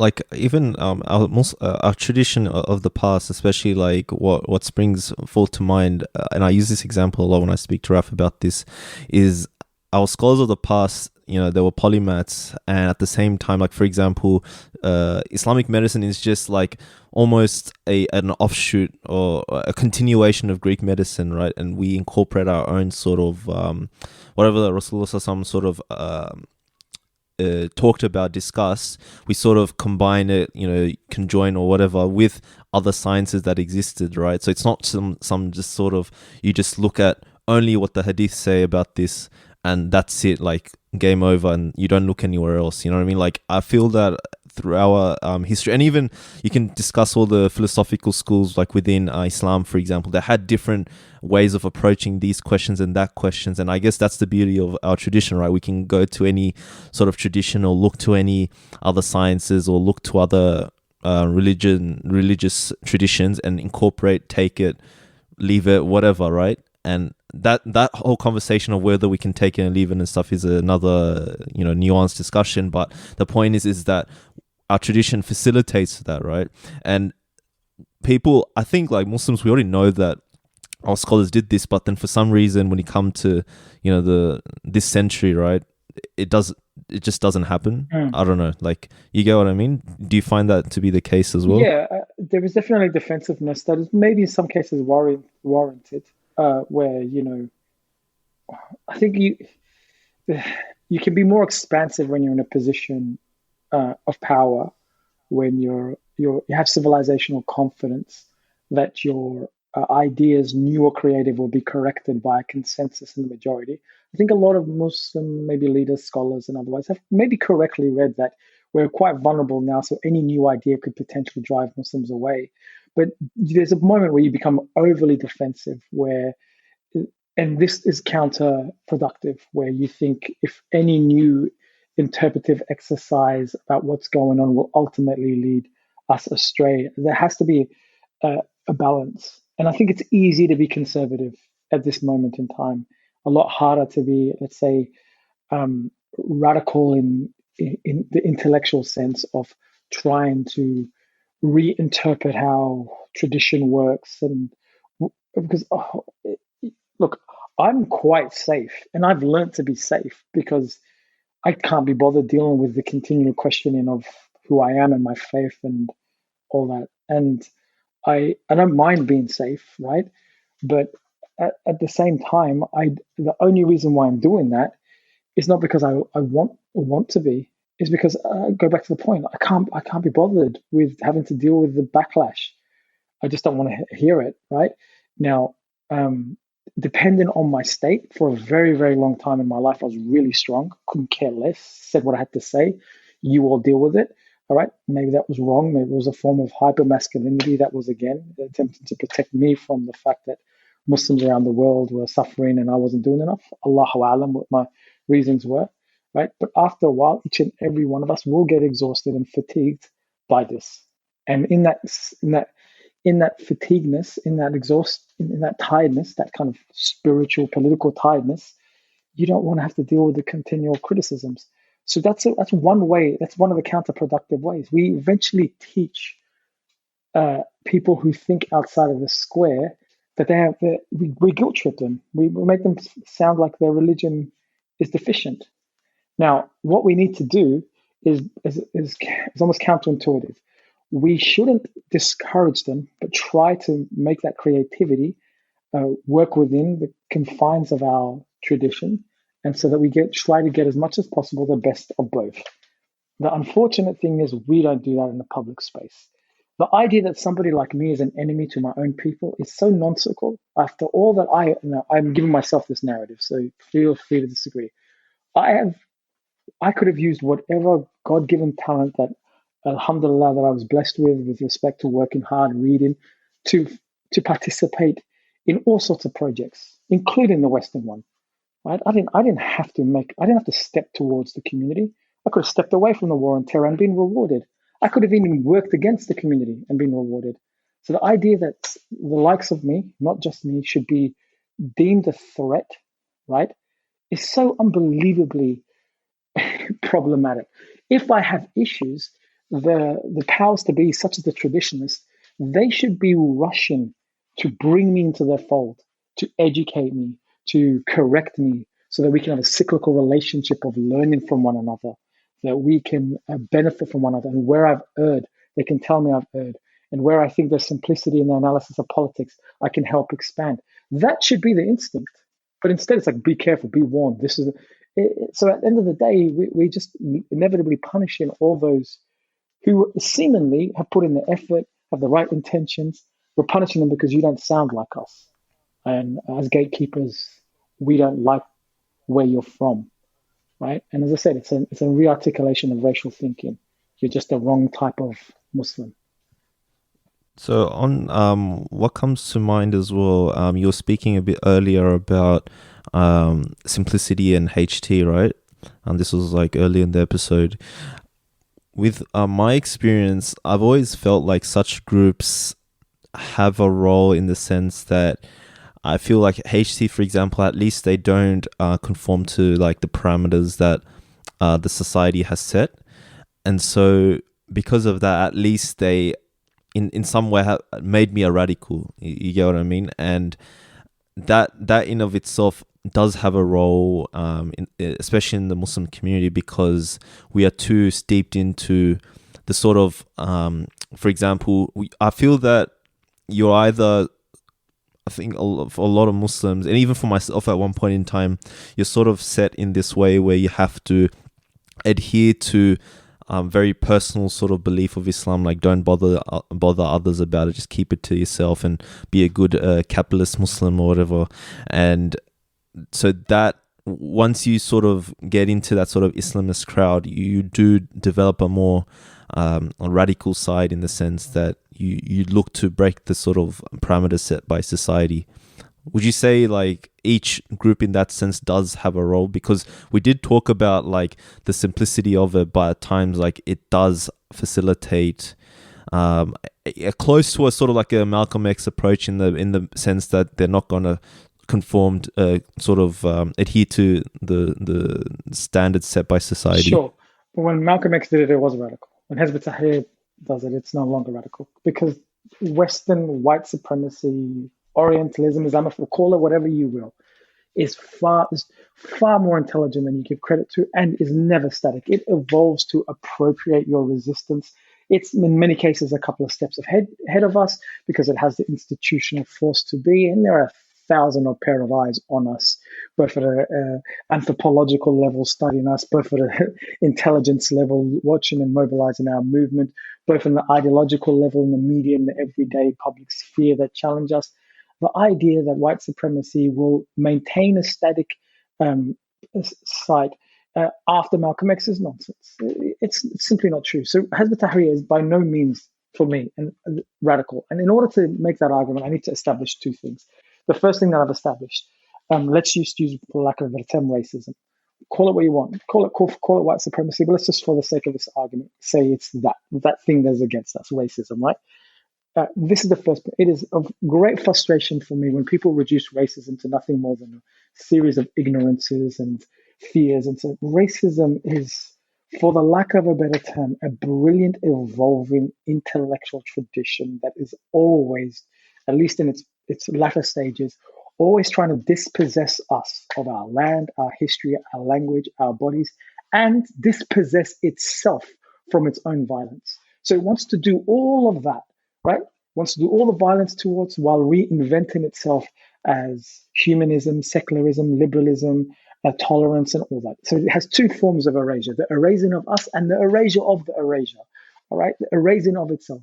So it's incredibly clever in its ability to persist and rewarding. Being an anti-racist is nowhere near as rewarding as falling into line to what racism has built. Right now, we have plenty of Muslims who are against the Iraq War, but somehow land a job for Boeing, right, or whatever. It will reward you, okay? And so, at one level, we have to establish that racism is not. So, this comes to the second principle. One of the reasons why I don't call HT radical. One of the things that it does is it creates freedom within a cage, right? It creates this idea that you can do what you have to do within these parameters. So imagine in the old black and white movies, they used to have like this very tall man, a very small man, and the tall man will put his hand on the small man's head. The small man's will be swinging punches but not landing anything, right? It allows us to swing punches like that as long as we don't land. It allows us to talk smack, go on Twitter, create public profiles and images of, counterculture, as long as you don't hit it where it hurts. And often that's materially, economically, or a question of its security and borders, or mobilizing people, right? So the reason why I don't think HT is radical at all is because it is simply participating in what post-racial racism wants. It wants an other. It wants a Muslim other. And being counter to the West, being contradictory to it, being opposite to it is not radical. That's not radical at all.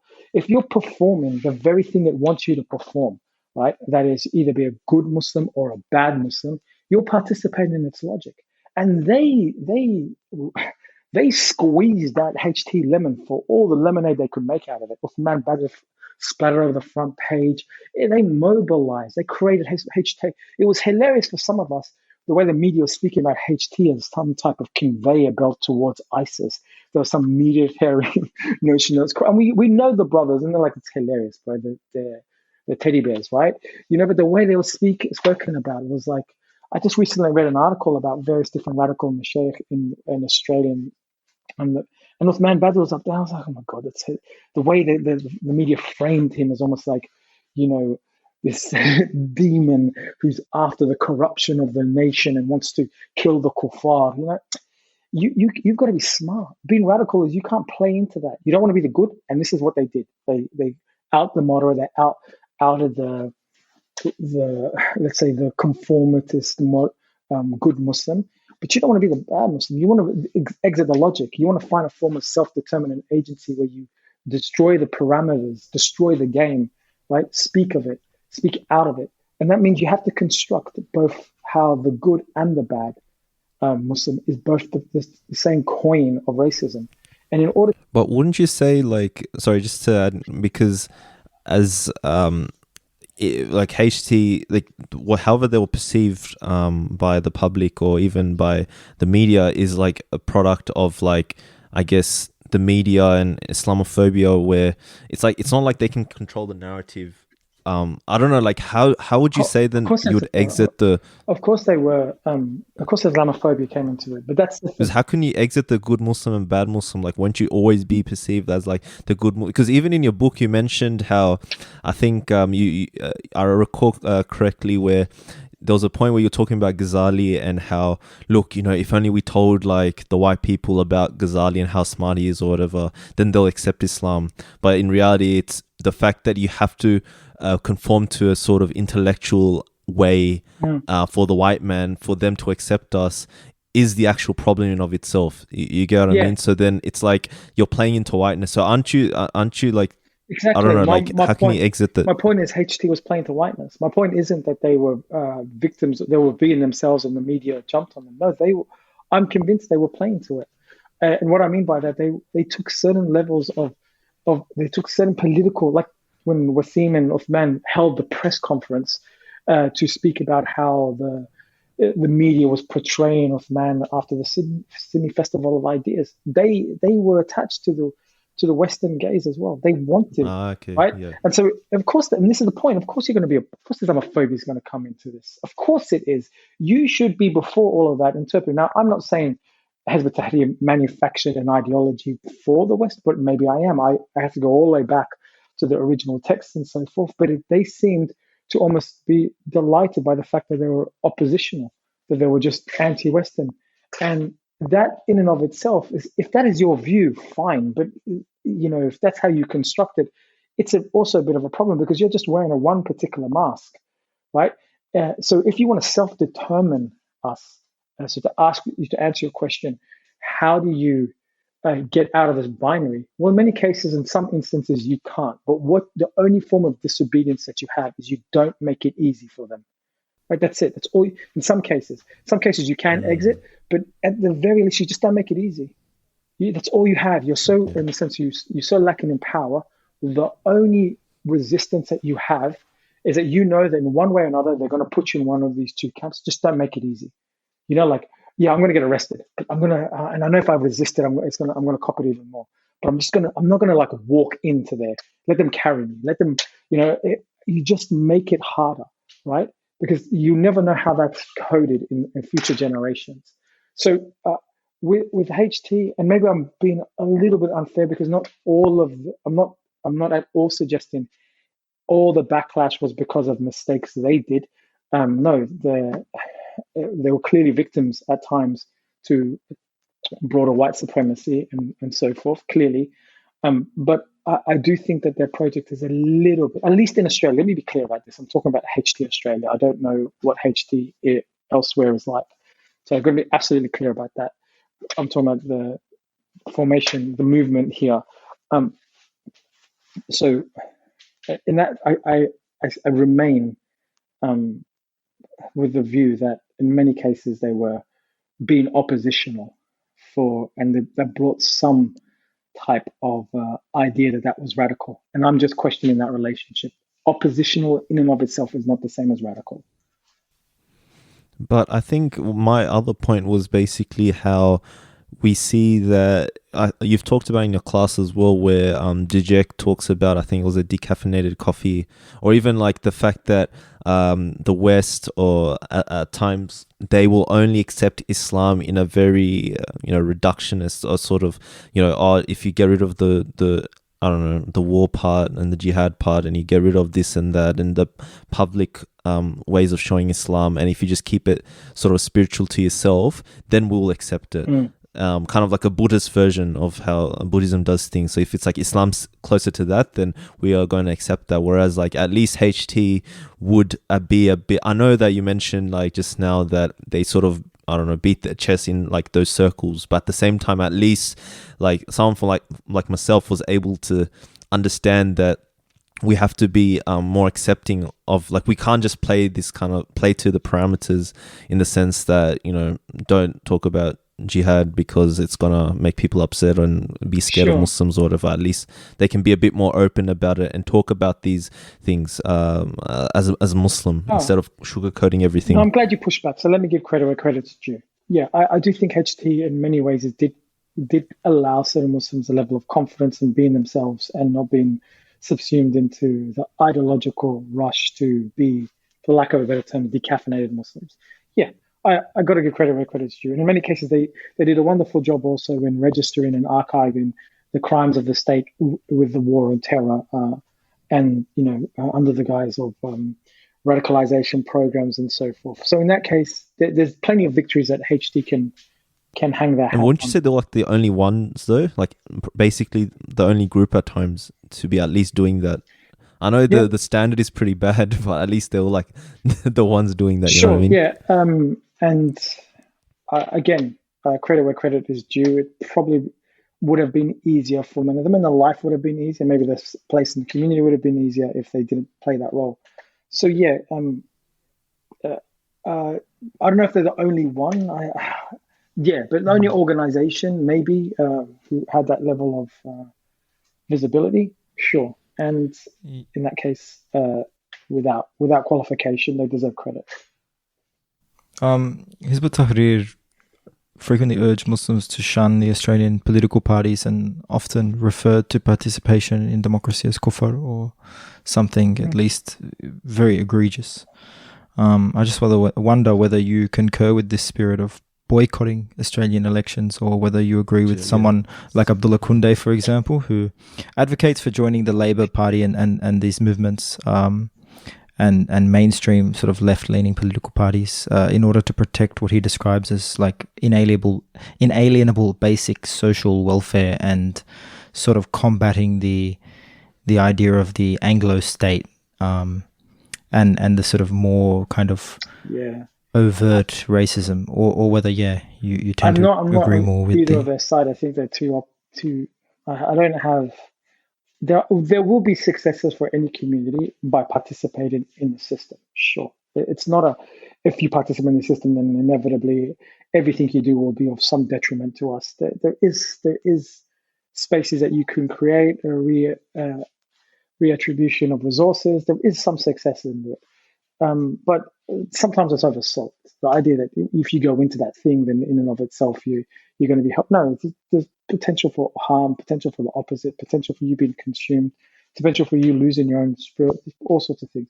Similarly with HT, the idea that we can exit the system and not participate and be rewarded by that in and of itself is also problematic. So some people confuse politics with martyrdom, right? Where the idea that if I am some type of symbolic martyr who refuses to participate or belong in the system, then I've done my job. Martyrdom is not the same as politics. Politics requires ways of mobilizing, solidifying power, responding, talking back. Exactly, it's a tool through which one can potentially further their especially. That's actually what I think would be a good question to ask you. Is, do you believe the interests of the Muslim community could possibly be furthered within another political party in Australia? No. Or do you think that they will eventually just be sort of subsumed by the great leviathan of sort of, I guess, absolutely white not. supremacy, for want of a better term? No. The Australian state and the parties are not structured, not built on to care about Muslims, or even for that matter, the global south or tricontinental peoples. It cares about the nation state, and inevitably where ideology is played into the future of Northwestern Europe and America. Australia does not care. It, look, there is no liberal interpretation liberal ethics of all the various different models or advocacy of human rights and humanism or whatever it is that they triumph that could look at the situation of Israel and Palestine and not see that Israel is the aggressor and requires some form of intervention. What stops it all is because of geopolitical nation-state interests. Australia will not go against the states will not go against Israel, and that's it. And so Palestinians, and by extension the Muslims who support them, and everybody else all we have left to do is call out hypocrisy. So the idea that can change simply because you appeal or you work within the system is nonsensical. You have to change power for that to happen. One way of changing power is changing the way the masses think about something. But that, the state sometimes doesn't care what the masses think, right? It really doesn't. The world is run by elites. It's run by the minority, and so my answer to the question, if it also depends on what you want. If you want a local mosque or you want, educational reform for Muslims, maybe, sure. But if you want some type of self-determination where you don't rely on the dependency of powers, and you take your stage in history like China takes it and India takes theirs, right? And the West takes it. If you want that stage, or even the Catholic Church for that matter, if you want that type of self-determined power, no. Working with the Liberal Labour Party or any combination of those two will never give you that. Or the Republicans or the Democrats. Absolutely not. Then what do you make as like a case? So what do you make of like Iran's way of doing things? Like one could analyze like their situation and be like, because when the Shah was in power, there were sentiments like, or knowledge spread amongst the sort of lay about in terms of building the sentiments and the knowledge about certain things, and then able to sort of bring in a more religious sort of It's a Muslim authority. majority country though, so you're not talking specifically with regards to Western countries where Muslims occupy maybe as much as 10% of the population, are you? Yeah, but I'm more speaking in terms of, I think, getting power in that sense, where for a Muslim majority country being able to sort of fight off, I guess, the colonialist influence and able to sort of take power and have their own state structure or power. Is that something that would sort of mimic what you are alluding to when it comes to taking power? The problem is that there's always going to be resistance, right? So the three great hopes maybe that we once had was,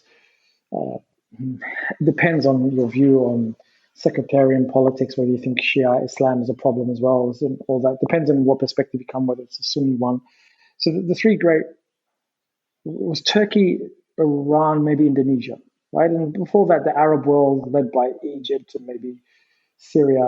There was an Iraq, but it's all a bit of a mess. So whatever it is, let's just say there is possibility for a strong nation state to carry forward the global ummah's interests. The problem is you're going to come up against resistance internally, externally, and by your neighbors and by those you would expect to be allies. And all of those three examples have had to fight internally and externally.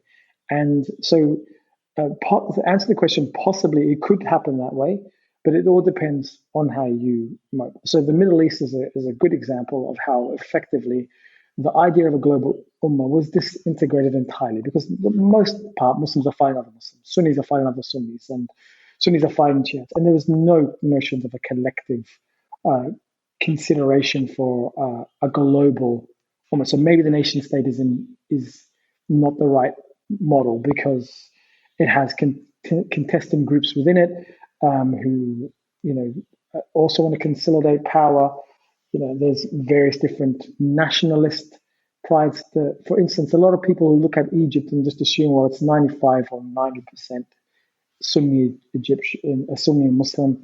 Therefore, Egypt, man, there's a lot of liberals, secularists, all sorts of things. It's a huge contest, and you can't just count Muslims and say, well, therefore ideology matters, dispositions matters. So you have to win the internal war and the external war. The problem is, to answer your question bluntly, they're more likely to carry forward a global interest than, say, the Liberal Party or the Democrats. possibly. Yes, but you have to win those fights. And the problem is we're too busy fighting each other. So for me, I take a backward step, right, and say we're not at that level yet.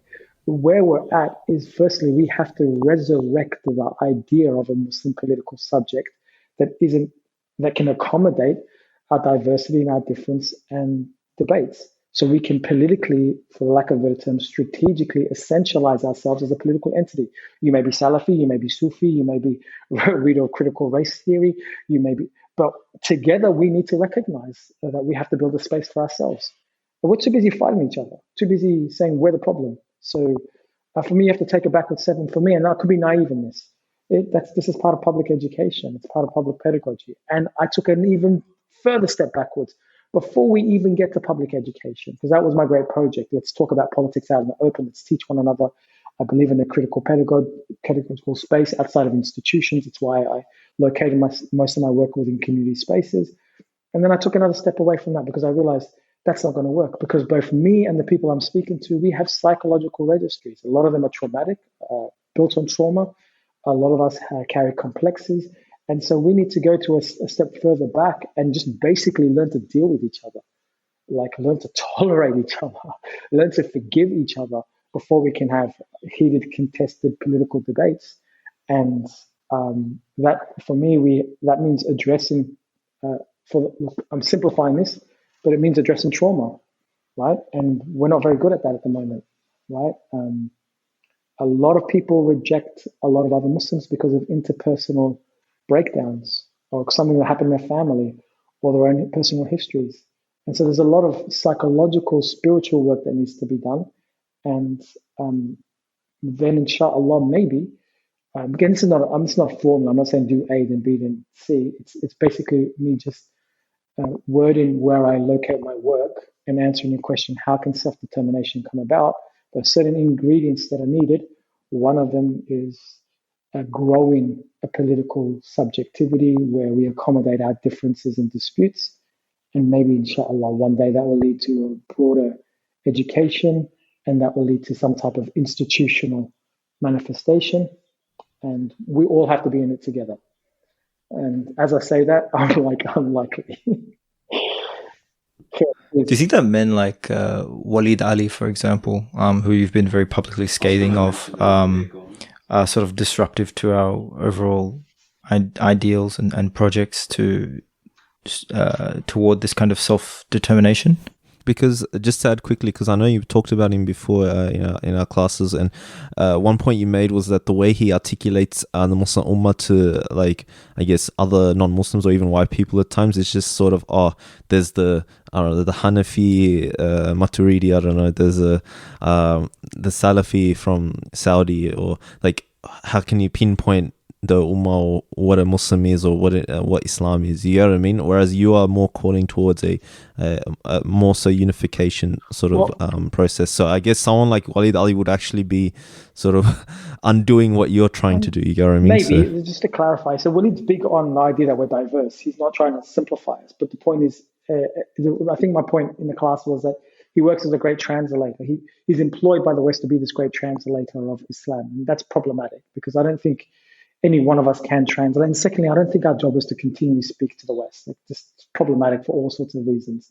But your point about there is a reductivism in what he does. Now, to the point to, is he undoing the work? You know what? There's been great benefit by somebody like Walid for two reasons. For a lot of people, he became an example of success. And Muslims wanted that. And maybe they felt a bit more pride or belonging, and I can't begrudge people if they want that feeling. I don't think that's liberty. I don't think that's politically sustainable. I think the fact that you feel pride or success because somebody is successful in their field is testimony to how we have made to feel inferior. Right? There's that. The second aspect of it, Walid has generated criticisms by Muslims, and those criticisms have taught us. He's put himself out there. He had a particular political view, which I think was problematic, and me and others criticized that, and that criticism created conversation. That conversation created growth. So, Whether he meant it or didn't mean it, there's benefit out of that. If all of us followed what he wanted for us, would that be a problem? I think Walid is ultimately a centrist.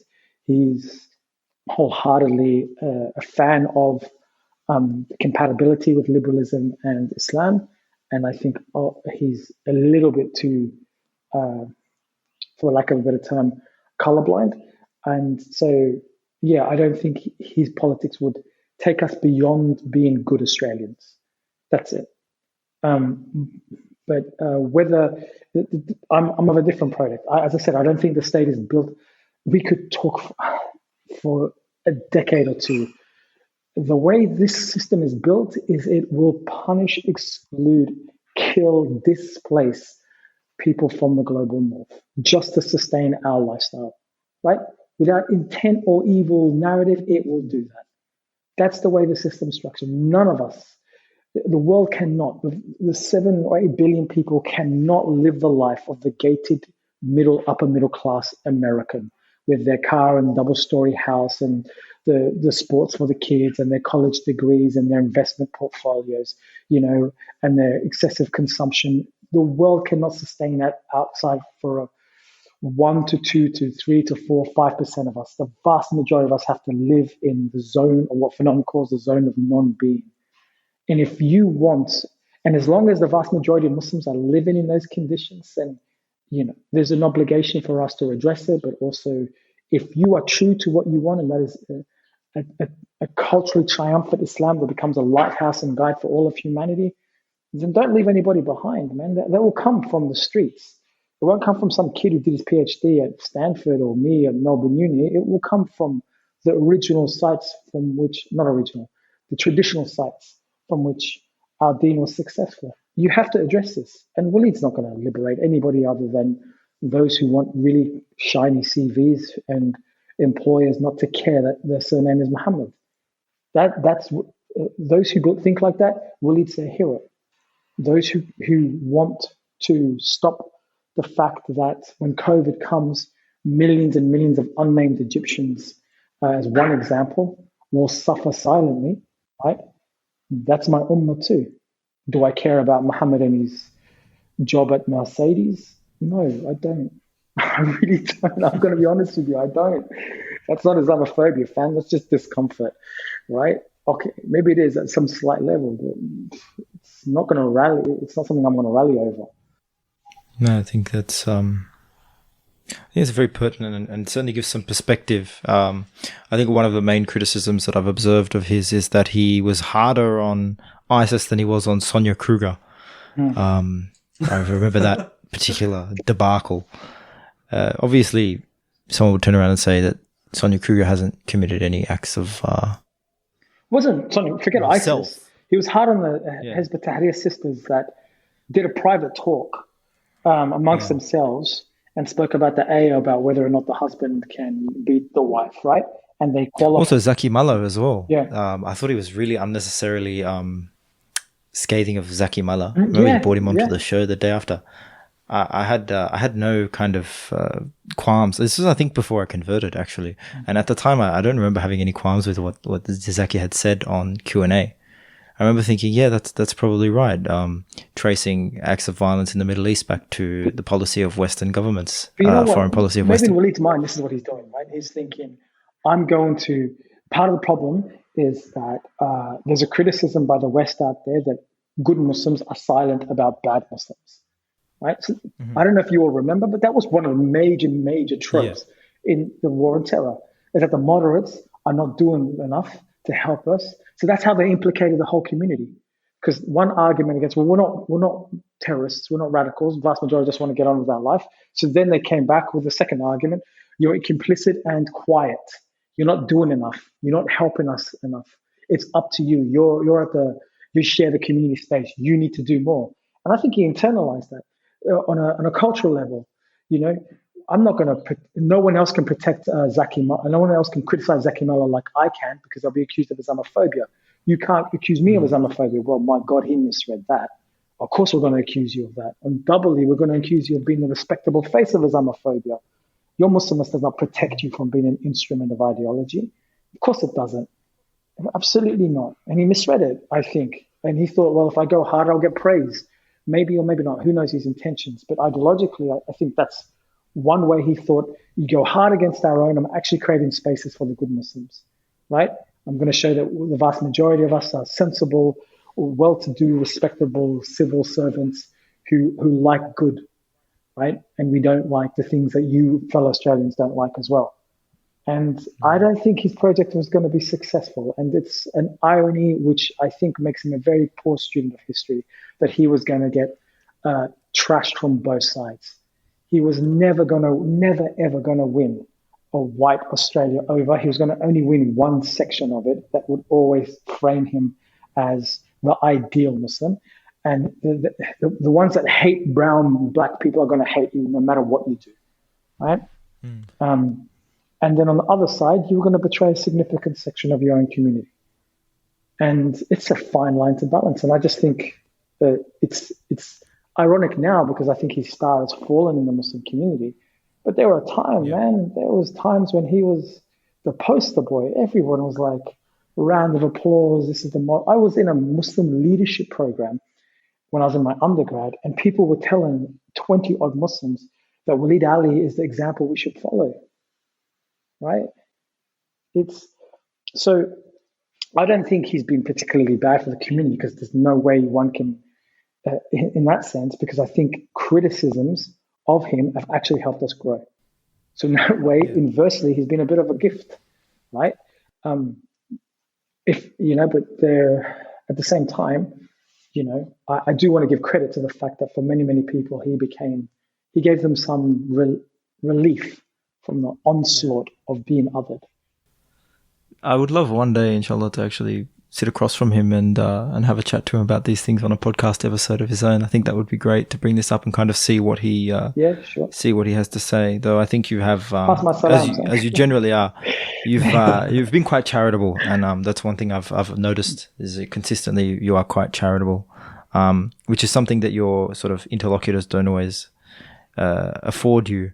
There's one particular occasion actually, and I wanted to tie this to a question, where I think you were accused by one individual, this sort of bedazzling, eloquent Aftab Malik, at the conclusion of one of your discussions with Muhammad Gilan, accused you of dressing in a Hegelian drag.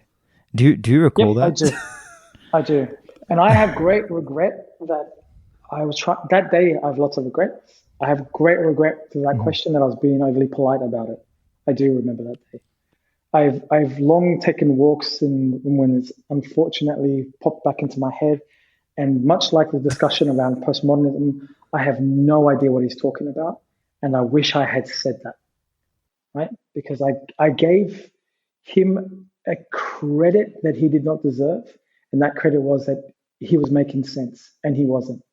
The idea that you can call me both Hegelian and postmodern is meaningless until qualifications, right? Is Hegel a postmodernist? What are you talking about?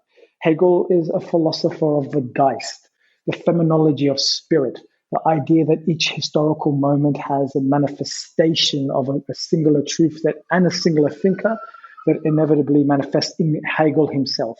So am I that Hegelian? Or do you mean that I'm the Hegelian who believes in dialectics? Or what am I? And when your interpretation of postmodernism is the abandonment of singular truths and moral relativism, I could unpack it all day. And for me, it was just an attempt in front of an entire audience to point at me and say, I'm not authentically, epistemologically Muslim. That was it. That's what it was about. It wasn't a sincere... How you read my book and get Hegel, I don't even know. I don't know. I'm like, and I'd have to do one or two things. I'd have to say, well, they're better philosophers than me, which is a possibility, and they've read something that I haven't. But then you have the obligation, brother, to be that better philosopher. And on that night and other occasions, they haven't been. They've just garbled words together. That's it. The smokescreen, the great smokescreen of being articulate, though not really reaching any kind of coherent conclusion. With on that point, where I feel it becomes difficult because it kind of goes back to what I said earlier, where there's that sort of gatekeeping of tradition, and you have to sort of, left to, I don't know, like how do you sort of approach the discussion nowadays? Because at the end of the day, there is that gatekeeping approach, and I guess for the lay Muslim, they just side with naturally the more quote unquote like traditional authorities. Do you think that there's been a transformation? Is also what I would link that to in the time that you've been active, and the time that you've been sort of public with your views and your challenges. Have you noticed any kind of transformation amongst Muslims in their politics? When I first started, honestly, you can use the word white, you can use the word racism. There was more. It was some of this latest generation of activists and speakers. It's almost like the war on terror didn't happen. It's almost like they forget. It's like now the major issue for them is a cultural war. It's queers, it's lesbians, it's gays, it's feminists, it's Marxists and so forth. They forget what the wars in Iraq and Afghanistan. And the various different policies, the bombings, the Guantanamo Bay, the persistent daily counter-terrorism narratives in the West, they forget what that atmosphere was like the furnace and pressure that we found ourselves into. To now see some people kind of align themselves with political histories that wanted to bomb Muslims, right, is really strange for me. Maybe on an ideological level, you can share principles, but don't align yourself with them, right? That's one thing. So that's changed. Since the political environment in the West has changed, so have we. Has our intellectual growth? Yeah, I think that's changed as well. But in some cases, because of social media, you get the opposite. You get growth, and then you get the opposite, regression and so forth. We get a lot of loudness in social media, a lot of people who speak a lot and use a lot of terms and I can accuse Aftab Malik of stringing words together, but all those, quote unquote, on my side of the political debate also string words together. It's a great catch cry to say end white supremacy and all of that, but many people are using these terminologies as a way to articulate a pain or hurt, and it's not an intellectual exercise, which is fair, which is fine. We all do that, but so in one ways, we're more divisive now because we have different vocabularies, and those vocabularies have created different, I know this is a problematic word, but different tribal media, or I don't know how to say it, social media tribes, right? There's that. But also the prominence of social media is not the real world, but the prominence of social media means that real thinkers, if they don't make it in social media, don't get read, don't get heard, don't get spoken about as much. We don't learn from them. And so that's stifled our growth, but our growth is still there. I do think also the good side of social media is that we've been able to connect together. Like-minded people have been able to grow projects together, learn off each other. Absolutely, there's a benefit. Podcasts have been able to create platforms to put really important voices where they may not have been heard. So there's all sorts of changes, but we have grown, and we will continue to, because it's probably not in our interest not to. But as is all political fights, we could also lose. Just have to be a bit more vigilant. I probably have to wrap up soon, purely because I think I've had you for too long, and appreciate your time, alhamdulillah. But was there any final words you wanted to say, or anything you wanted to vent about? Here's your opportunity, inshallah. No, nothing to vent about. Nope. Oh man, why'd you say that? That was almost implying that Yassir merely vents and. Yeah, I want to vent about. No, I feel like he vents in a more articulated way. Vent about Tanzim, suggesting that all you do is vent. There you go. No, I'm good. I'll be honest with you. I don't know if this is related. I did think twice about doing this podcast, not because I think twice about doing those classes. I really do want to exit the Muslim community space. I really, really do. Not for best reasons either. Maybe for selfish reasons. Because you want to be a deviant academic CRT. No, I just want to be a postmodern therapist now and focus on people on an individual level and help as much as I can. I don't really I think if I've read this correctly, the public debate is fatigued, and there's probably less good to come out of it. And for whatever reason, rightly, wrongly, my name brings the wrong type of psychology to debates. And the best thing to do is to exit. Like I'm divisive for some people, and there's no point me being there when it will stop conversations happening. So I've thought long and hard of just exiting, for a selfish reason, for my own reason, but also I think me being present in some cases is detrimental to that conversation. So I was like, should I do this? Should I not do this? Just exit nobly, man. Forget it. Just keep saying no. But at the same time, bottom line is I like you, Tanzim, and I like you, Raf. And at the end of the day, when you ask me something, I find it hard to say no. The same reason why I do those classes. It was never my idea. People just say, please, can you teach? And yeah, so when I grow some courage to be able to say no, salam alaikum, man. Inshallah, that doesn't happen anytime soon. But touching on your earlier point about psychology and stuff, just quickly wanted to ask, like, in terms of, you know how we see like overt cases of discrimination or Islamophobia, like in the sense of, I don't know, like someone doing an act of harm or whatever to a Muslim and all that. In a, like me and Rafa sort of discussed about this, where at times, like to tie to sort of personality, because me and Rafa are more in tune with understanding the four temperaments. Like we've sort of thought that the choleric temperament, for example, do exhibit. They have the tendency to wanting to look at things more simplistically, and I think there's also I can't remember who I sent it to, but I sent like this study that they did where it was only a certain personality type that would be aligning with right wing values. And sort of fitting the pieces together, from my perspective, I've sort of discerned or come to the conclusion where it's more like the choleric temperament, the fire temperament, that seem to want to look things at things more simplistically, and the fact that they externalize a lot of their actions outwardly naturally is sort of a factor to consider. And I think we've discussed this in class as well, where, you know, do you show sympathy for the racist or something because, you know, for example, that's all they've seen all their life, and that's how they've rationalized things in their own sort of worldview.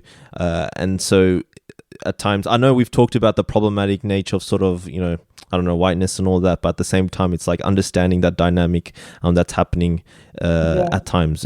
Well, studying psychology has definitely made me more sympathetic to many, many different peoples in politics. That's true. That's probably for another podcast if I don't exit the space by then. But to answer your questions about temperament, it sounds like you're speaking about traits as well and temperament.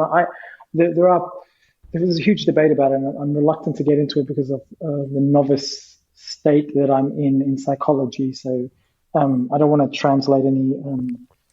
But you just graduate, so yeah. You're basically a master in our eyes, so it's all right, inshallah. Yeah, so you've got the platform, inshallah.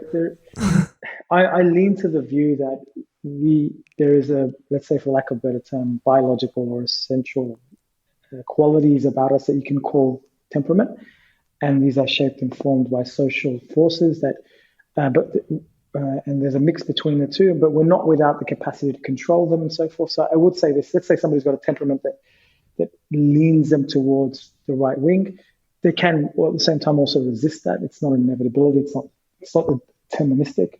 But I do think, the way people see the world is one thing, and I do believe that some people have dispositions to, let's say, for the lack of a better term, conservative thinking or progressive thinking, and it's about maybe a combination of those two. And in the right environment, progressivism wins. Another environment, conservatism wins.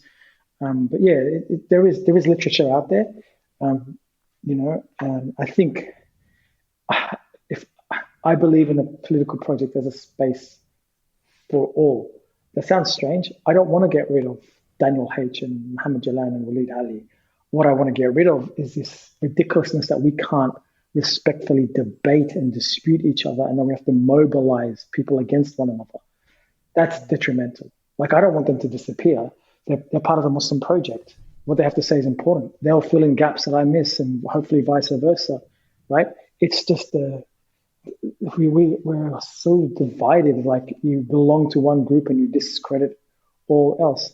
Like, I think Daniel H has very little intellectually to offer, but what he is speaking to a mood, and he's gathering Muslims who want some form of defiant, throw your nose up at all the civil and obedient people who are like, he wants that. And there's a reason why he's got traction.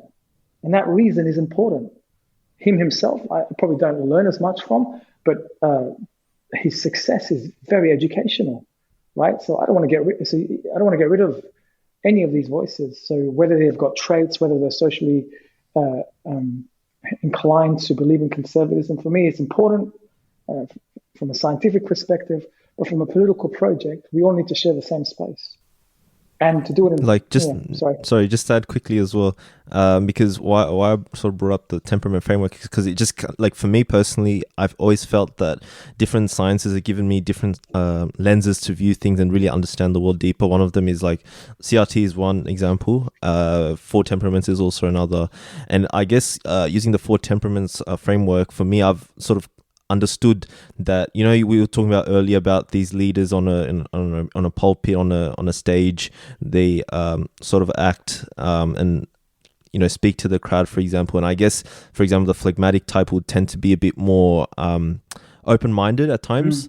So you won't get those sort of temperaments on the sort of pulpit, sort of demanding this and that, because they're more in tune with people's feelings. Whereas that's why you'll tend to get maybe a choleric or a melon type, where even like for a choleric type at times, because they want to see it more black and white, the world, they what I've found is that, for example, they tend to sort of read the Islamic fiqh and sort of look at, okay, this is how, I don't know, the rights of women is this, it says it in this book, so we have to follow this, and they just apply in today's day and age, where in reality it's sort of devoid of understanding people and feelings, and that's sort of missed as well. So I think what I'm trying to allude to is that different ways of approaching things is shaped by temperaments, and that can also shape some politics at times. Yeah, I totally agree with that. And I absolutely. You get what I mean? Temperaments, traits, I do believe they play an absolute role. I don't think we're a blank slate and everything about us is just a product of society. No, I do think we have, temperaments, for the lack of a better term. And and some temperaments lead to certain types of politics.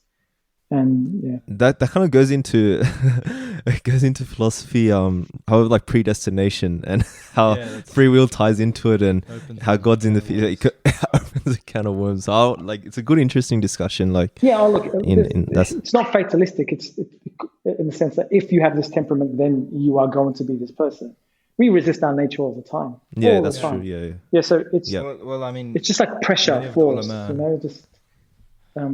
It's likely to be a factor in shaping your decisions. Well, many of the ulama point to even the Sahaba as an example of that. Like you had Umar ibn al-Khattab radiallahu anhu, who was very firebrand. And if you compare him with like even Abu Bakr as-Siddiq radiallahu anhu, who was much more sort of, as the temperament language would be, more like a melancholic. He was a little bit more introspective and quiet. Not necessarily ostentatious or prone to like frequent manifestations of rage or anger, the way that but they were all incredibly pious, devoted, had a similar sense of justice and a deep understanding of what was expected from them. Just said quickly as well, like Abu Bakr radiallahu anhu would undertake a choleric approach, a firebrand approach, like when it needed to be done. So it's about acting correctly in the situation that's presented. So the Ridda Wars, for example, is like one example, like where he had to put the foot down. He appointed Khalid as essentially his one of his main commanders and leaders. So that's what they'll like. People will point to, like Rasulullah Sallallahu was the almost like a spiritual guide, in the sense that he was balancing people around him and the Sahaba to sort of act in the situation. I think it's a fascinating approach to take to looking and dissecting the Islamic history and the Sunnah. I think that there's a lot that anyone can take from it, and it sort of undermines the idea that there is this kind of fatalistic this disposition that we can't possibly override. Like someone who is staunch and chest beating and ignorant is forever condemned to be so. Yeah. But I honestly, I make dua and sincerely that if anyone has made it this far in the podcast and is still listening, obviously we have an incredible guest and an incredible co-host in Tanzim, or main host, chief host. I don't imagine who would stomach my ramblings for such an extended period of time, though. If you have made it this far, if you have made it this far, I make dua that you all take, particularly from the one of the final points that Yassir made, and that is that you understand and you appreciate not necessarily just what someone is saying, but where they're coming from and why they're saying it. And even if you disagree with them, there's a purpose to their existence. And everything, I believe, is part of a sort of, in many ways, a balance. And I don't want to say that as a all-inclusive, sweeping statement that encompasses everything. I'm not a Manichaean or something like that, or a Zoroastrian. But what I mean to describe is that I believe that there are different agents in this world, and people with different voices coming from different places, and they're all there to create a mosaic that we may not necessarily see at the time. But if we look upon it with wisdom and reflection, inshallah, and its sincerity, then we can actually gain a lot. And it's up to us to look at someone who on the surface we may find deplorable and disgusting in the way that they speak and in their mannerisms and in what they have to say, the content. But if we're able to just pause and look past that, inshallah, we will not only have a far more harmonious and united community, but a far more intellectually rich and diverse tapestry of minds and ideas. I mean, and where there's khair, may inshallah Allah subhanahu wa ta'ala grant it and also protect us from ourselves. So beautifully put, and thank you for your time. Barakallahu feekum, and I appreciate you guys taking up my whole day. So no, it's all good. And don't worry, and you'll have a lot of fans after this, inshallah. So I'm still make up for it. You know what I mean? I'm still. Don't worry, then you have your own platform, inshallah. No, you'll be sweet. Don't say that. Otherwise, I'll text you in an hour and say I don't want this to go on. I don't know. Nothing. That's quite scary. But yeah, thank you. I thought the conversation was great. So as I said, inshallah, there's khair in it. And forgive me if I've transgressed in any way, and hopefully we will continue to grow as a people. Definitely. So I'll wrap it up there. So for our listeners, thank you for giving us your attention. If you have any questions or queries, feel free to email us at info@boysinthecave.com or find us on Facebook. And you can follow our journey through Instagram, and you can give us a 5-star rating on iTunes, inshallah. Check us out on YouTube as well. We're up there. Alhamdulillah, we're not even video, but we got like almost 3K subs, not even trying in YouTube. And alhamdulillah, we're getting a lot of support. So keep supporting us, inshallah. And yeah, if you want to send any comments or any questions or anything, you can do through our social media pages, and you can jump on our Patreon, inshallah, and then you can join our WhatsApp group through there. It's like a $5 Patreon tier. So check those all out. So for our special guest, Dr. Yassir Morsi, my co-host Rafael, and myself, we wish you all the best. This is Tanzim signing off. Assalamu alaikum.